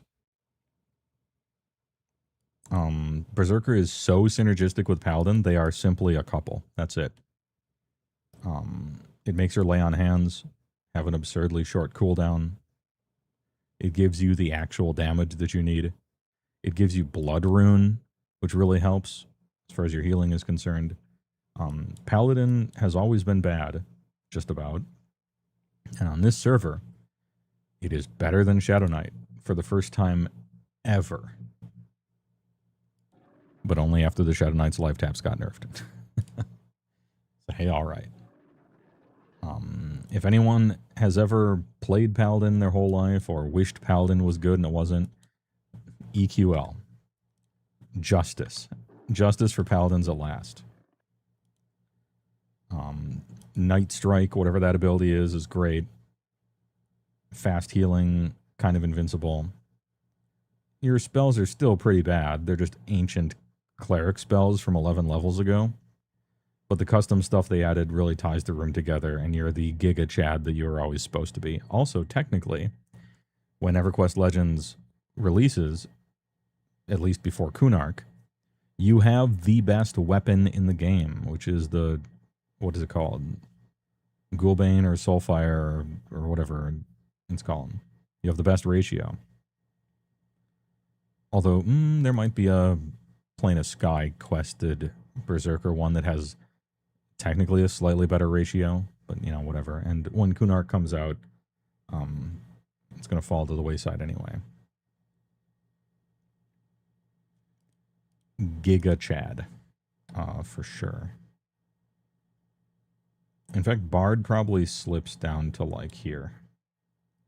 This might be how I'm doing it. But they're all in S, it's fine. Next up is Ranger. C, maybe D. Ranger's not as bad as Druid. It's just Ranger, if you're meleeing, is outclassed by every other melee you could ever want to add. Yeah, it gets a sizable attack bonus, so it misses a lot less in melee. That is really huge. Backstab shits on that. Berserker Stance shits on that. Everything that a monk does shits on that. You know, sorry. It is what it is. And if you want to shoot a bow, That's cool, but none of the bows in the game are any good until the end game anyway. You have the best tracking. That's really good, but Ranger to me is kind of floundering right now. Yeah, you got tracking. That's sick. It's twice as good as a Bard's, but a Bard gives you a 16-course meal plus half tracking. So, hopefully they take a look at this guy. Rouge. You are a really exceptional, really good addition to a melee class. Get backstab from the front for free from your any slot. You don't even have to use it as your actual weapon. You do a hell of a lot of damage, and your poisons are really good.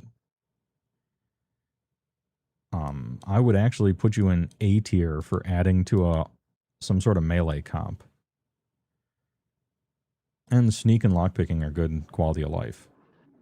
And your poisons are really good quality of life too, and they actually give you some decent utility. The problem with Rogue is that Berserker is positively overpowered. So that kind of overshadows what a Rogue could add. And the second is, when you're combining classes, you get their whole HP pool and you get their whole mana pool when you add to it. And if you don't add any mana to a class combo, sometimes you cripple the build. Like if you're Paladin, right? Paladin Berserker, and then you want to add a third class. If the third class you add doesn't add any mana, you're not going to be able to Spellblade. You're not going to be able to Spellblade anything good. You're going to run out of mana when you try to. And you can't spam your Night Strike enough to keep LOH on cooldown. So it like cripples you actually need some like mana thing as your third class to like do it. And so when a class doesn't add any mana, it's got to be fucking absurd. And Rogue's really good, but a little overshadowed, and not adding mana really does hurt when you're talking about 3 classes. I would put it probably in A. But it's a weird sort of A. It's like an A that I would never actually play because it's overshadowed. I don't think it even needs fixing. It's just like probably Berserker is too good, maybe. Or Warrior needs to get the Druid treatment so that it's worth not having a mana bar. Because not having a mana bar is like very, I don't know, it's kind of detrimental at this point. I'm concerned anyway. Rogue, really good, with an asterisk. Does that put it in B? Maybe. It's just the reality of the situation. This guy is going to climb in the tier list if this guy goes down, or if this guy gets the Druid treatment. So this one, it's in B. It's better than B, but it's in B. Now we get the Shadow Knight. Normal game, S tier. Right now, like, maybe actually don't even play it until they fix that life tap thing. However, simply add a Necromancer to your SK team, and you're back in S tier again, baby. Like, this one, it's all over the place. I almost consider the life tap thing to be a bug, but even if it's not, just add a Necromancer, and you have now human growth hormone flowing through your veins. I think it's S tier, with the asterisk that you do really probably need to put Necromancer in there to do so. But this is S tier, and you have to put Berserker in it, so fuck it, dude. Let me go put it in A. Because of that. A, and if they do even one change to SK of any sort, it's back into S. You have Feign Death too. Like, you got everything. Oh no, you probably have to play a Necromancer with your build? Yeah, okay. Fine.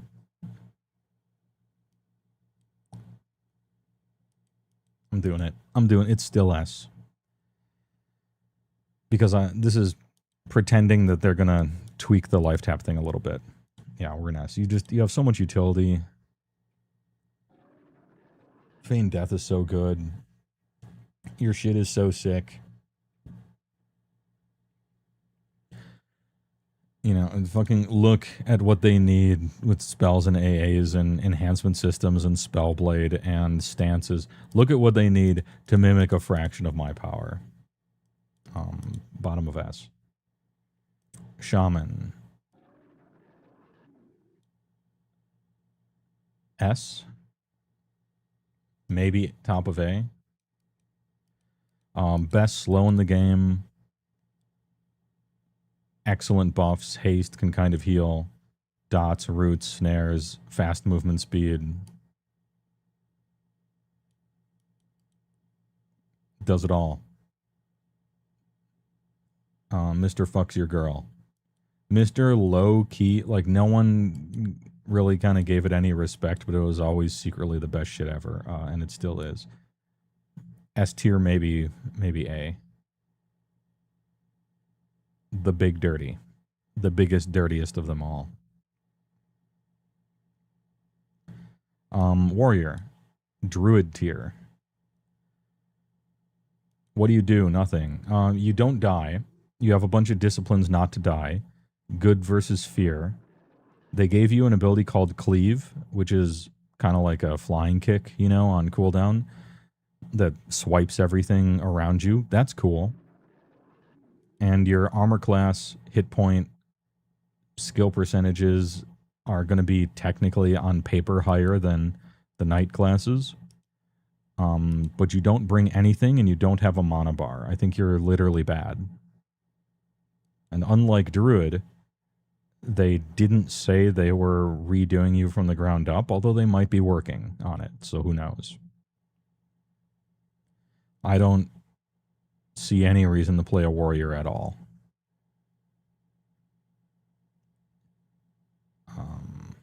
Yeah, that's it. I don't care about your paper AC being slightly higher. You get a full life bar every 6 minutes and Spellblade for combos.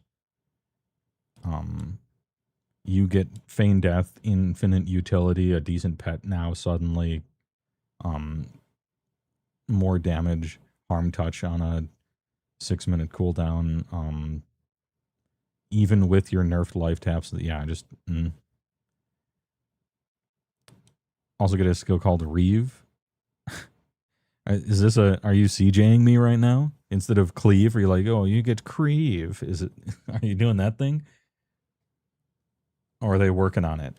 This one, I think this one's still in the tank, but to me it's just like they're absolutely crushed by both of the knights from every angle, from a build perspective, from a stance perspective, from combos of Spellblade, from not really having anything except for 2 wannabe monk abilities. The game isn't hard enough for your numbers being higher to matter that much.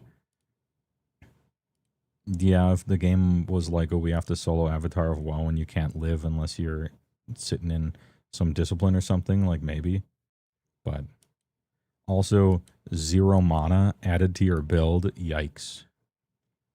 To me, I'm putting it in D.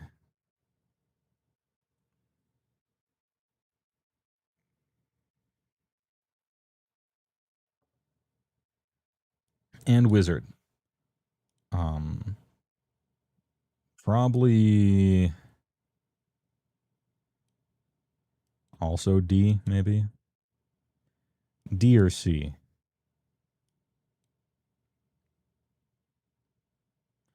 I just don't think it adds anything particularly worthwhile to any class combination.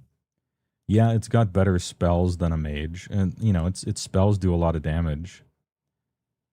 But you're gonna probably want to be in a different stance that's part of some combo you're doing than the wheelchair stance that fixes one of its 3 main problems. You don't have all the delicious, glorious alternative expansions or alternative advancement points that you get later that make proccing overpowered, that would cause you to add it to one of the like Spellblade proc builds and stuff like that. You don't get those yet. You're kind of like a Beast Lord. You don't get your cool shit yet. Are you really trying to mana burn?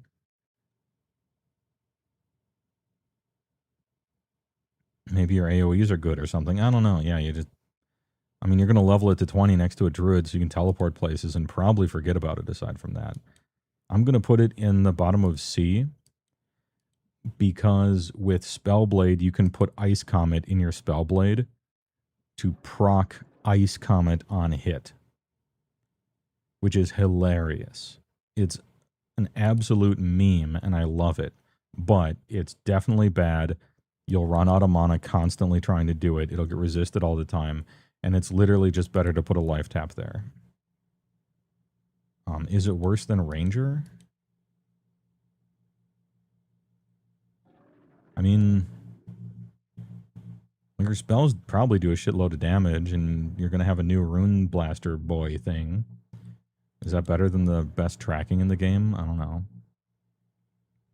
They said they're working on it anyway. They're working on the pure casters, and Wizard is one of them. So look, they're working on it.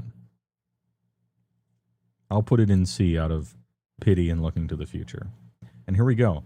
Look at how good everything is, actually. A lot of great classes, and every single one in the bottom 2 rows are getting looked at as we speak. Like, nothing is bad. You can really choose any 3 classes and probably do great. Unless 100% of those classes don't have a mana bar. Then you might struggle a little bit, especially out of combat regeneration and stuff. No, they changed that to be decent, so yeah, maybe. If you want to do the, like, hard mode Giga Chad, Berserker, Rogue, Warrior is probably the worst combination I can think of right now. But the coolest sounding. What's another, like, purposefully awful combination? Like just 3 healers or something? I don't know. Or like anti-synergistic where it wouldn't even make sense. Like Ranger that wants to be shooting a bow and this guy which wants to be casting in between.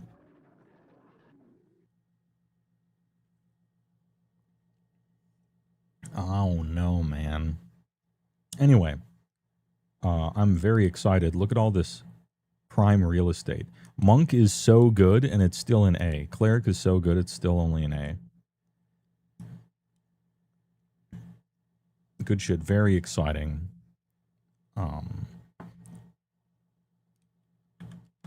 Did that thing. I think I'm probably in technically the wrong place. There's got to be... This server probably has some custom thing about where this guy spawns. I'll figure it out later. I have almost everything ready for the Mage Epic. Got the Staff of Elemental Mastery Earth from Hate.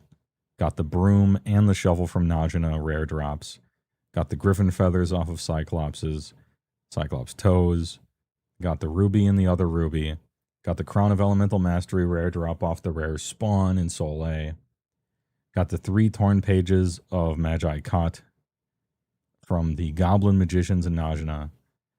Got the Dirt of Underfoot from the rare Spawn in Burning Woods. Got the Pegasus Feather Cloak from Quillmane rare drop off of Quillmane rare Spawn in Southern Corona. Got the Elemental Binder from the Hole Pain Eel. A pretty common drop, to be honest. Got the Torch of the Elements. I fucking can't remember where I got that, actually. Is this the Plane of Sky one? Bro, I've been to so many places, I almost can't remember. Blazing Wand from somebody. Power of Wind, Power of Water, Power of Earth, and Power of... Wait. Essence of Fire, not Power of Fire? Fuck, I gotta... Wait. Anyway, I can't remember where I got those from. And then the torn pages of mastery from all those things, and I got a Gargoyle Eye. And we got the Tears of Erosi. I'm like 2 or 3 things away from having everything ready for the Mage Epic. Only thing standing between my way and those other 3 things is this fucking spawn. And then I can summon a really excellent pet to Rebirth as and have him solo everything for me up to 50 because there's no level requirement on the Mage Epic. And then EQL come out, and all of this will have been for nothing. But you know what? It's about the journey. Okay.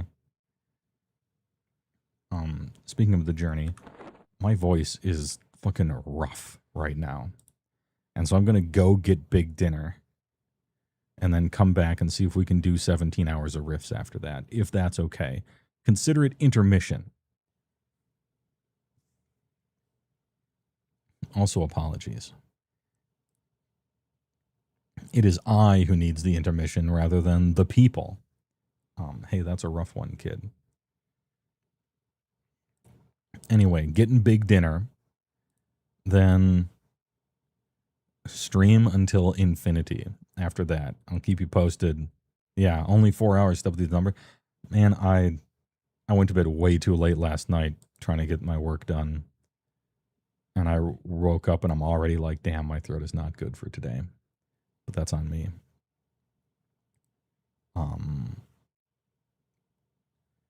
Intermission. A 2-stream day. Hell yeah. All right. Well, thanks for watching. I appreciate it. Coming back tonight for riffs. After a brief word from, I gotta see a man about a burger. I'll post about it in Discord. And also I gotta make a phone call. I gotta return some videotapes. Thanks for watching. Thanks for the subs. I'll see you tonight in an hour or two.